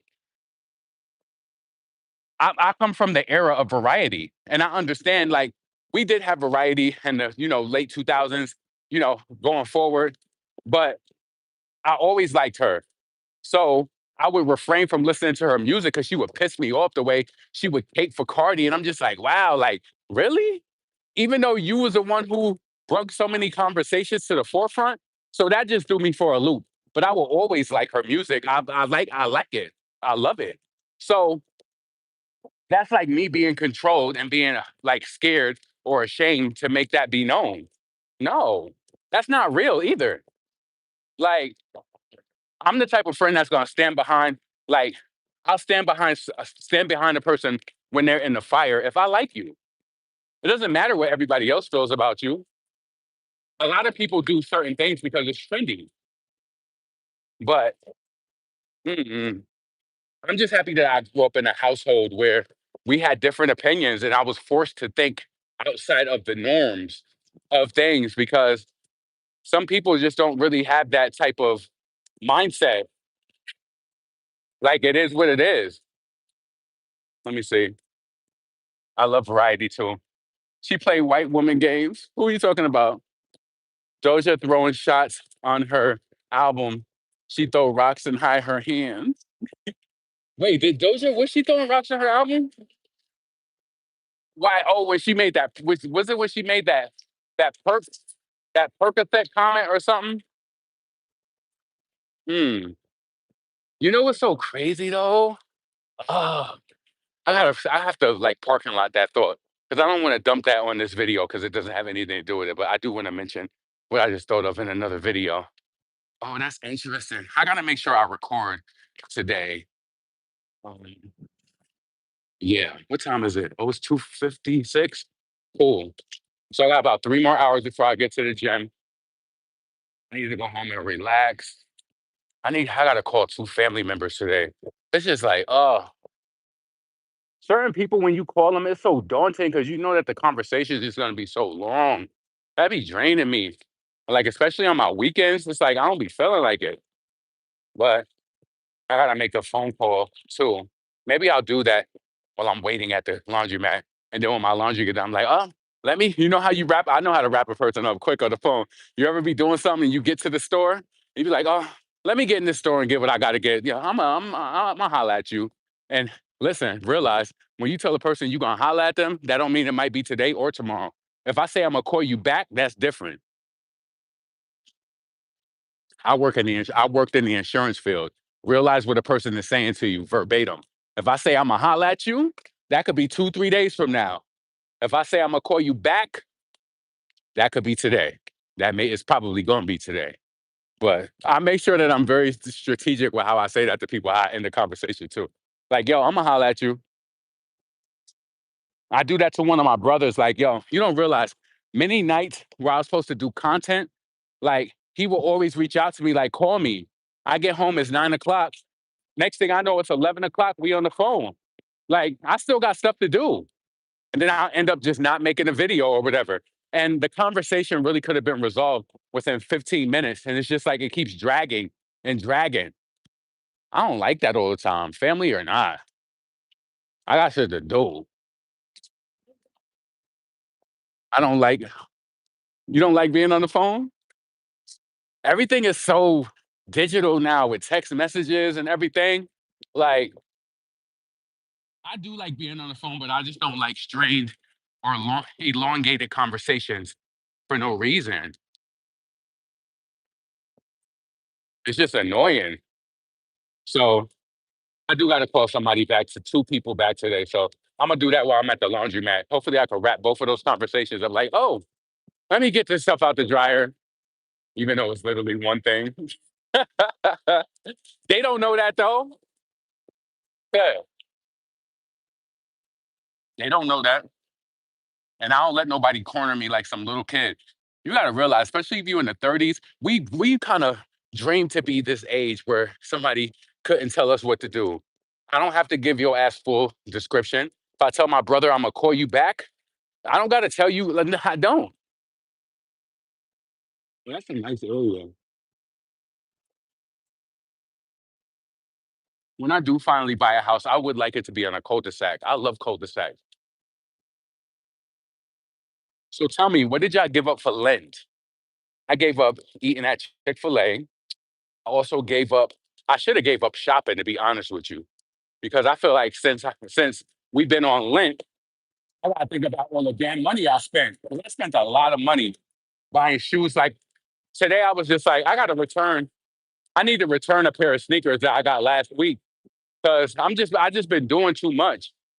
And plus, both of my nieces, they're graduating from high school this June. You know, June will be here so quick. And I want to give them both $1,000 a piece for their graduation. You know, that's a huge milestone graduating from high school.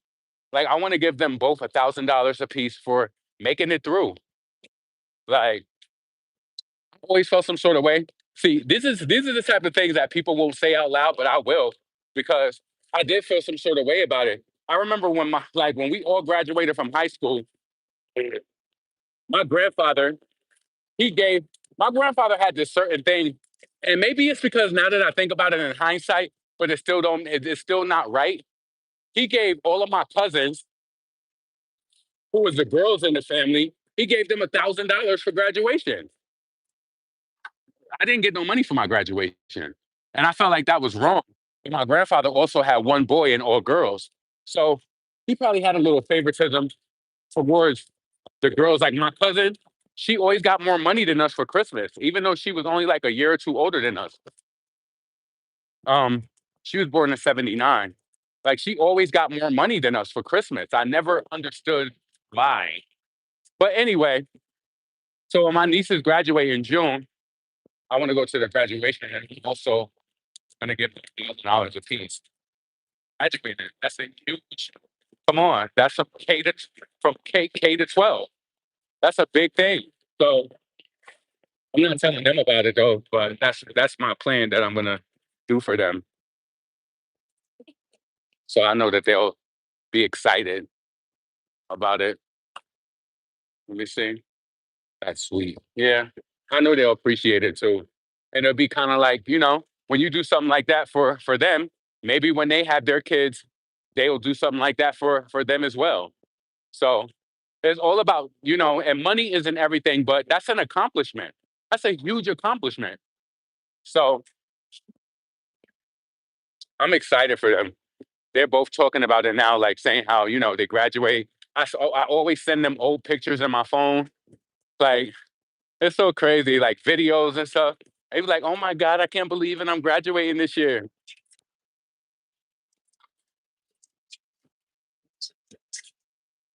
It's so funny when I be seeing Mexican people playing that urban music. In Houston, Mexican people think they black anyway. They do think they black, but we'll always tell them. I always thought that was so funny. Like, if you think about it, black people, we always been on some shit since we've been younger. Like, saying shit like that to people, like, you're not black. I never forget my friend, well, really my brother's friend.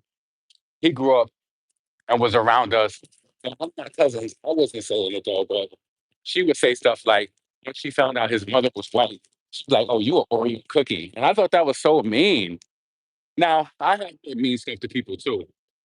I think the meanest thing I've ever said to a person is when this kid, we was playing dodgeball, and I was the second to out, and he hit me with that ball, and I said, "That's why you adopted." That was so wrong of me. That was so mean. I was in third grade too. How did I even know about that? Why was I even on that? Because when you playing dodgeball, you trying to last to the end. I was second to out. That he threw that ball and hit me. Imagine somebody doing that in gym. That was really bold of me. And I remember the teacher, we had library like the next day, and she was like, um, everybody go to the library. And she came over to my desk. She was like, "I need you to stay back. Like, I need to speak to you." And I was like, "Oh God." I didn't even think it was that.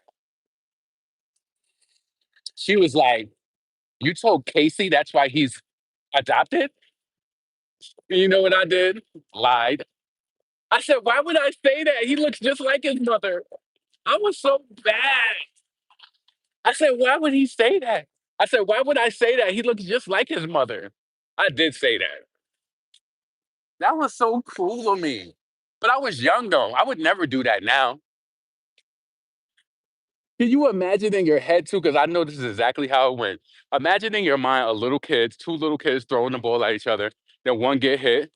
The one looks defeated. Say that's why you adopted. And I just walked off. That was so fucked up in front of the whole class. What was wrong with you, LeBron? That was not nice. But you know what? We all get our karma, and I'm pretty sure somebody embarrassed me before too. Like things like that go back and forth. We always get it. Always comes back to you. I'm sure somebody did something to me too. I'm sure. And then I remember in third grade too. That was like I remember I was fake crying because somebody wrote "damn" DAM on the windowsill with a pencil, and my teacher was like, "Did you do that?" And I put like an act on like I did, but I really did do it though. All I wrote was "damn, damn." Nowadays they wouldn't even, but parents were strict. My mother ain't care about stuff like that, to be honest with you. And my father probably would have got at me, but my mom ain't have time. Like, damn. Imagine that DAM. It ain't like I wrote BITCH or anything, and I probably knew it. But yeah.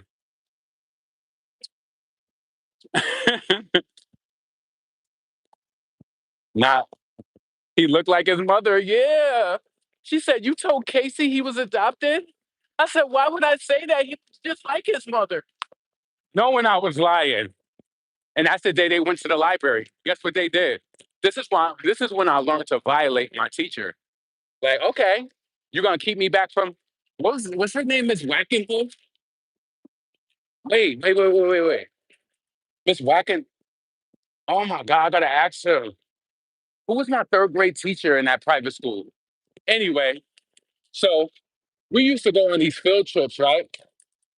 And the way that we would go on the field trip is that you had to fill up this glass with all of the marbles. So you would get more marbles in the glass from participating in class, like different people answering questions. So I remember we was car kids. So sometimes we would stay in the classroom after the teacher would left. Every time my teacher would leave, so say you got to answer right in class. She had these really good premium jelly beans, and she had this candy dispenser. Every time she would leave us and leave for the day. Be like, okay, just close the door when your mom come. Okay. She would leave. I would hit up that damn jelly bean um dispenser, and then I would take more marbles and put them in there. And I never forget, right?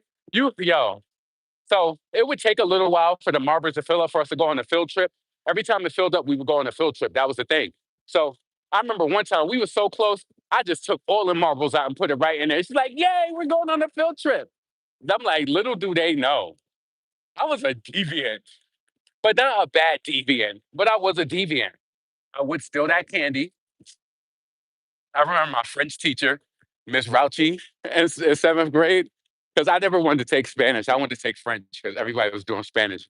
So I remember she had this, she would be eating these Jolly Ranchers. You know, back then, Jolly Ranchers would look so luxurious. And she would always take a Jolly Rancher and like she gave them to us as treats. But I had the system down pat. When I tell you, I was so slick. So if you got so soon as the bell rung, say I was going to her for fourth period. As soon as the bell rung, Miss Rauchi will always go to the bathroom during class, and she would get back like 2 3 minutes like after the bell rung, right? So I had her down I had her down pat. I would get to class early. She would go out, and I was still mad Jolly Ranchers. And I remember one time I was like, "That's what you get." So I took the yellow ones. The yellow Jolly Rancher, the lemon one, is so good to me. But I remember that damn Jolly Rancher got lodged in my throat, and I was so scared to tell her because she didn't give us no candy for the day yet. Yo, that Jolly Rancher was lodged in my throat. I could only taste lemon for like a whole. I don't even know what I did. I think I eventually got up and went and got some water.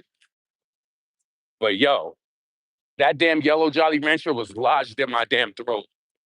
It's the ones they have now. It wasn't like the rectangle ones. It was a little, the little wrapper ones.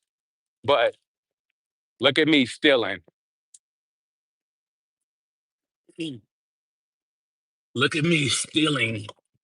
I was a little thief too. And like I didn't count like stealing change as stealing. So you know how nowadays everything is like people using their debit cards and shit like that. What is that's my battery from my clicker. So anyway, you know how people use more cash back in the day. So what I would do is my mom, she always changed her pocketbooks and she always changed jackets. And for some reason, my mom, she would always leave change behind in coats. And I would be taking that shit too. I was like, yep, let me get that change. Like, she wouldn't even be thinking about it.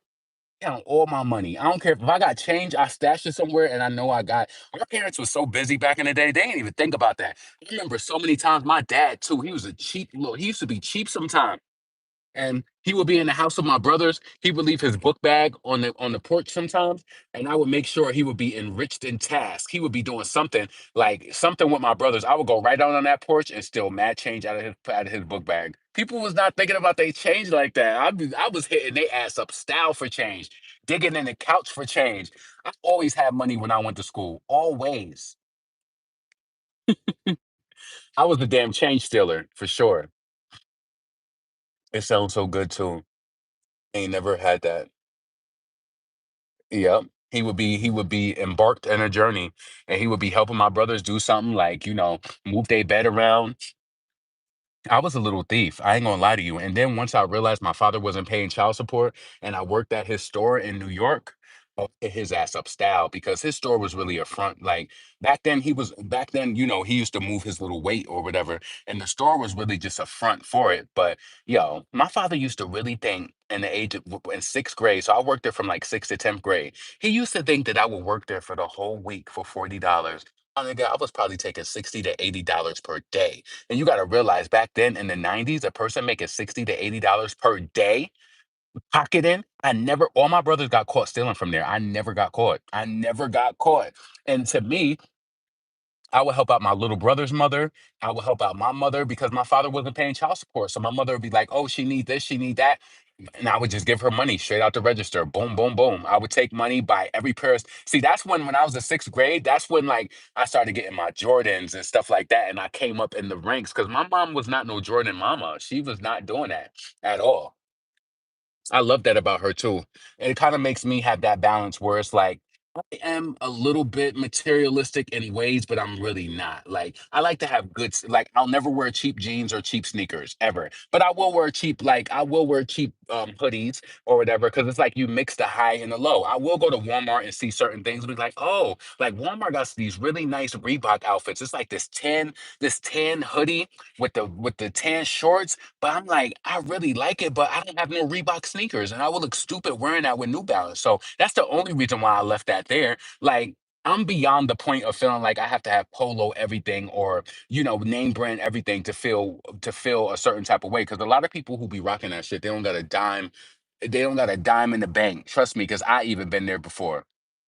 No, I'm beyond that point. I shop high low. So I have good quality sneakers, good quality jeans, but the shirt may and depending on certain shirts I do invest in. It just really depends. But I'm happy. My mom, she used to thrift a lot too. So it's like I have that type of humble beginning. So I don't really care about a lot of things. And some people will go broke just for a look.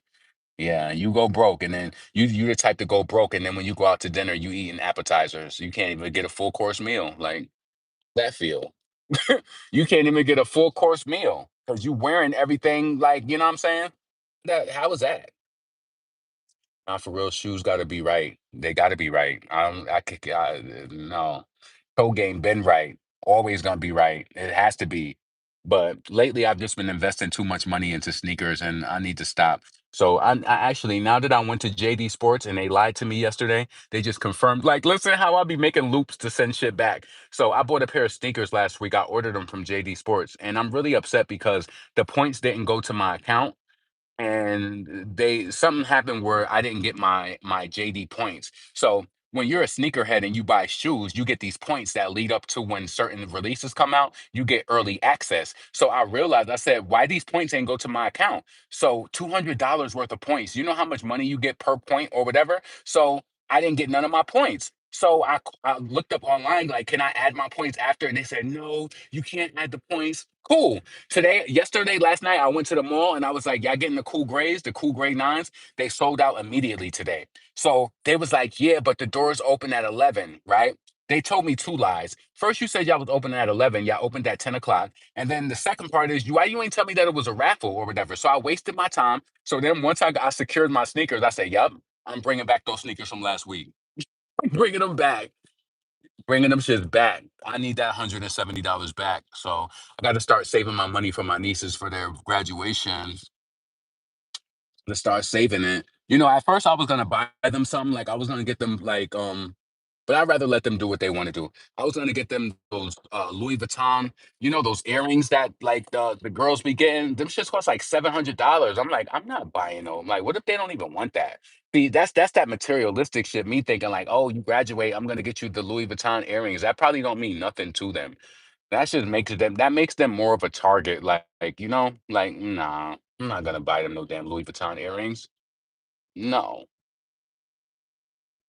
Like, I'm happy that I be reflecting on the shit that I be thinking about and saying. I'm just like, why would you do that? Just like I remember when my first niece was born, right? You know how like hold on. You know how like you have these thoughts of like, oh, I'm gonna buy my niece some Gucci shoes or this or that.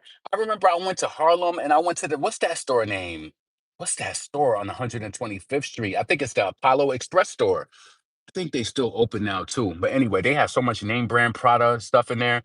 I went up in there, like my niece wasn't even 1 years old yet. And I was just like, let me get her some little Pradas or something. I think the price was like $500. And I thought to myself, like, no. I'm not spending, and then she's gonna grow out of it too. It just didn't make sense. Like, this is why some like I love my New Yorkers. I love y'all to death because y'all the biggest like listeners and watchers on my page. I do love y'all. But you know that in the cities, in the five boroughs, that some of y'all got a sickness with that designer. Like low key, that's why I'm happy like I was raised upstate because if I was in New York City, I just don't I would probably be so enthralled and I would probably be a different person than I am now. You are who you are based on where you from too. If I was like born and raised in Brooklyn, I would be a completely different person.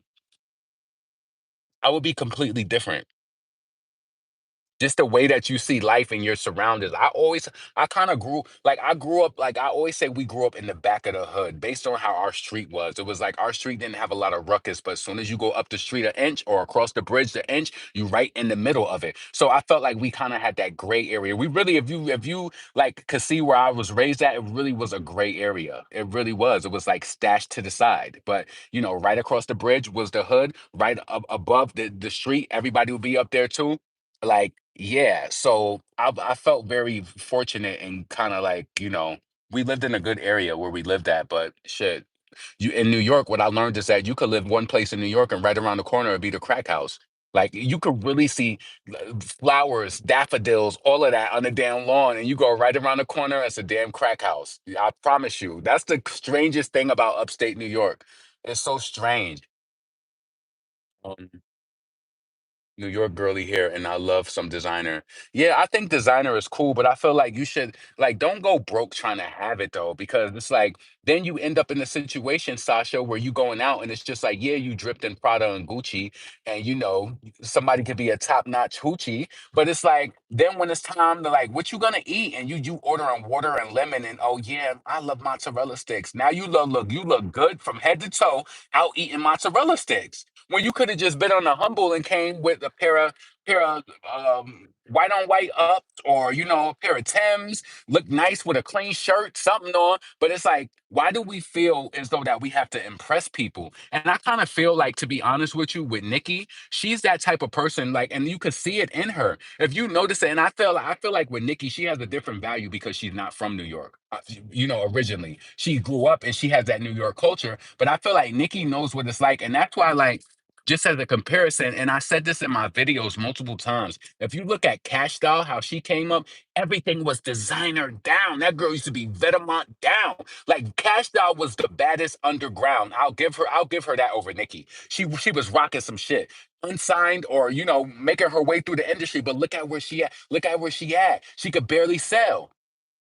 She put music out and you could barely tell. Like Cashed Out, she don't really you see what I'm saying? So it's like designer, and I noticed this too, right? Once I hit sixth grade and I started buying sneakers and all of that, and I started getting into the conversations with people, it's like, getting into the conversations of people who had, I noticed it also brought me a lot of hate. Like people who would feel certain types of ways. Like that designer and stuff, it brings you it brings you people who get fixated on you. Like I remember when I was in ninth grade, it used to be these dudes. It was so funny. They would be like, "Oh, like you seen the Jordans? Oh, he got the Jordans on, yo. Them shits is whack. Like, nah, whatever." But see, back in the 90s, Jordans would come out on Monday, Tuesday, Thursday. They would come out on different days, right? And if you're dealing with a parent who get paid every 2 weeks, it's like, damn, you hated on me for 2 weeks. And then when your parent got paid, you popped up next week with the Jordans on that you just told me that was so ugly and this and that. But the truth is, you just didn't have them. And you know what's so crazy? I still am the same person I was then as now. I was never cocky. Some people get sneakers and stuff like that, and it changes them. No, I come from humble beginnings. Like my mom only used to get us two pairs of sneakers a school for a school year. You get a pair of sneakers in the beginning. When winter comes, you get some boots, and when that weather break in the March, April, you get another pair to ride you out. I didn't grow up getting four, five, six, seven, eight, 10 pairs of sneakers. No. And I'm gonna end this video on this saying this. Yo, my niece mom is the one who opened my mind up to this. She was like, "Did you notice when we was in high school, everybody who got, all of the people who got every pair of Jordans, like where are they at now?" And I thought about this girl who used to like make people feel bad. Like I remember one time, I never forget this. We was in like sixth grade, and all the little kids was out around the corner. We all got our school clothes on or whatever. And it was this girl named Christy. And Christy, she was adopted, and she had these parents. They was white, and they didn't know style or fashion or anything like that. Everybody used Christy. They used to get so much stuff on wholesale. So people would be like, "Christy, bring me a Arizona to school." This is when Arizona iced tea just first came out. "Bring me an Arizona to school. Bring me a bagel." Her parents used to just get so much food and stuff. And I'm pretty sure thinking about it now is because they had adopted kids. So they used to just get so much. They'd be like, but I ain't even really saying what they used to say to her. Like, I'm gonna just give you an example. Like what people would do to Christy. And she was so nice. They'd be like, bitch, bring me an Arizona to school tomorrow. Bring me a bagel too. Like they would just be talking crazy to her and she would do it. Christy was so like I love Christy even still to this day, but she was corny in the fact that this girl used to come to school and she would go to school with $30 in her pocket in sixth grade. That was huge. But see, I was in those ranks too because I was working with my dad. So it was like I had money too. But Christy was the type, she would go to the store and steal from the store, knowing you had a pocket full of money just to mix in with the hood girls that have that look like I be stealing. Now, I'm going to be honest with you. I did steal before too. And I didn't even know what I was doing, but I did steal. But Christy, she used to just do, she used to make poor decisions. They took her out of that school too, because it was just too much pressure with people just fighting her and, demanding, bring me Arizona to school. You got to think, when we was in sixth grade, them big, huge cans of Arizona iced tea, Christy was known for that in our community around our area. It's like, yo, they got the Arizonas in the house. Like our parents was not buying that. But um, so I never forget this girl. She was a bitch when I tell you, and she's still like, now I'm gonna tell you about her life too. So her father was a drug dealer, and her mom was like a CNA, right? And she used to get everything. I'm talking about like this was the type of girl like she would wear stuff and you wouldn't even see it again. She had so many pairs of sneakers, like everything she had, she was in it. But I noticed that was in like sixth, seventh. That was like when she was in elementary school, going up to like eighth grade. Then when we got to ninth grade, I started noticing like the style switched up or whatever. She wasn't having the same things. And I never forget in ninth grade, and it's like the people who I still know to this day, it was these Jordans that came out. No, was I in 12th grade or ninth grade? Well, anyway, it was these Jordans that came out. It was the 13s that was the all gray. There was the reflective blue with the gray on it. And all of us had the Jordans early. She did not have the Jordans, right? I'm kind of jumping ahead in the story. Let me stay in sixth grade to just show you how nasty this girl was. Anyway, Christy didn't have a lot of stuff or whatever, right? So all of us little kids was outside after school with our clothes on, and she didn't like Christy. And I never forget this girl, Marissa, she was sitting on like the little gate. She had her Jordans or whatever she had on. She had a skirt on, like, it looked like a skirt in the front. She looked really nice. She just came from school and she was like, Christy, you don't look better than me. You don't got more school clothes than me. She was talking mad shit about her family and all of that. She did all of that and then turned around and walked home, right? Everybody was like, damn, why she do that? That's crazy. And she just kind of like embarrassed her in front of everybody. You don't look better than me. You imagine this. This is why when people say like a sixth grader or a 10th person who's 10 years old, they don't talk like that. Yes, they do. Yes, and that was the 90s before social media. Could you imagine that somebody in sixth grade going off of somebody? You don't look better than me. You don't got more school clothes than me. You don't. Like, wow. And this girl was even having sex at that age too, based on what I heard from different people. But anyway, so that was that. But then when we got in high school, it changed. I think her father either got locked up or something, and the clothes just diminished. I'm talking about it diminished on a whole nother level to where she was dressing like the girl she used to make fun of. Like, I don't know if y'all remember this store called Deb. It used to be this store called Deb. I don't know if y'all had that in the malls, but this is where like she never dressed like, girly or anything. She started wearing like cheap stuff. She just started looking really cheap. And all of my friends would be like, see, she said all of that stuff and she treated people a certain type of way. And I never forget when we all got these Jordans early. My friends was walking down the street and she was like, she did not even look at us. Like she would not look at our feet. She would not say nothing to us. And she's an Aquarius too. But I'm not the Aquarius who's a hater. I'll be happy for people. And this is why I told y'all Aquarius women are different. Some of them, because she was an Aquarius and she was very jealous of people. She didn't want other people to have. She didn't want other people to like, to be better than or have a pair of it's a pair of sneakers. You probably had so many sneaker releases that none of us never had. That girl had the most expensive sneakers. She had the new releases all the time.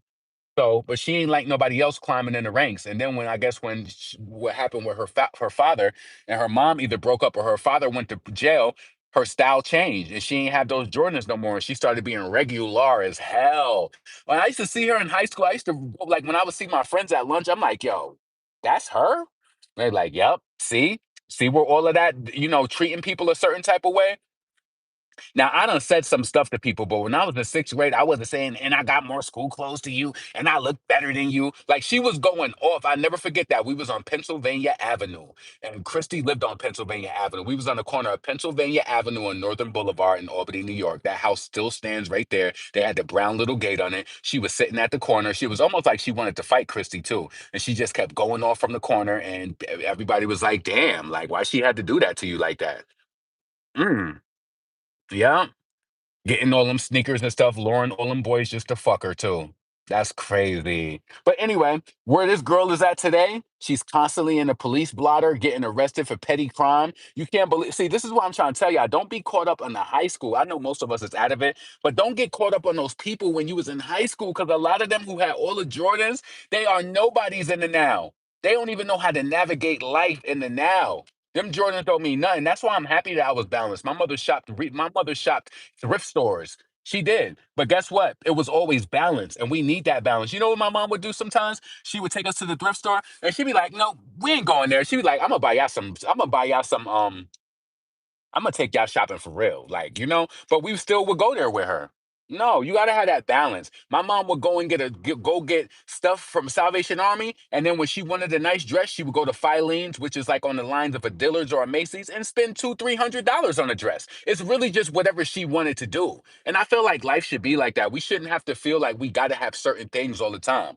So that's why I'm bringing back those sneakers because I don't need that. You gotta really you just gotta rationalize some shit. Like spending money. I bought sneakers 2, 3 weeks in a row. Nah, we gotta bring something back.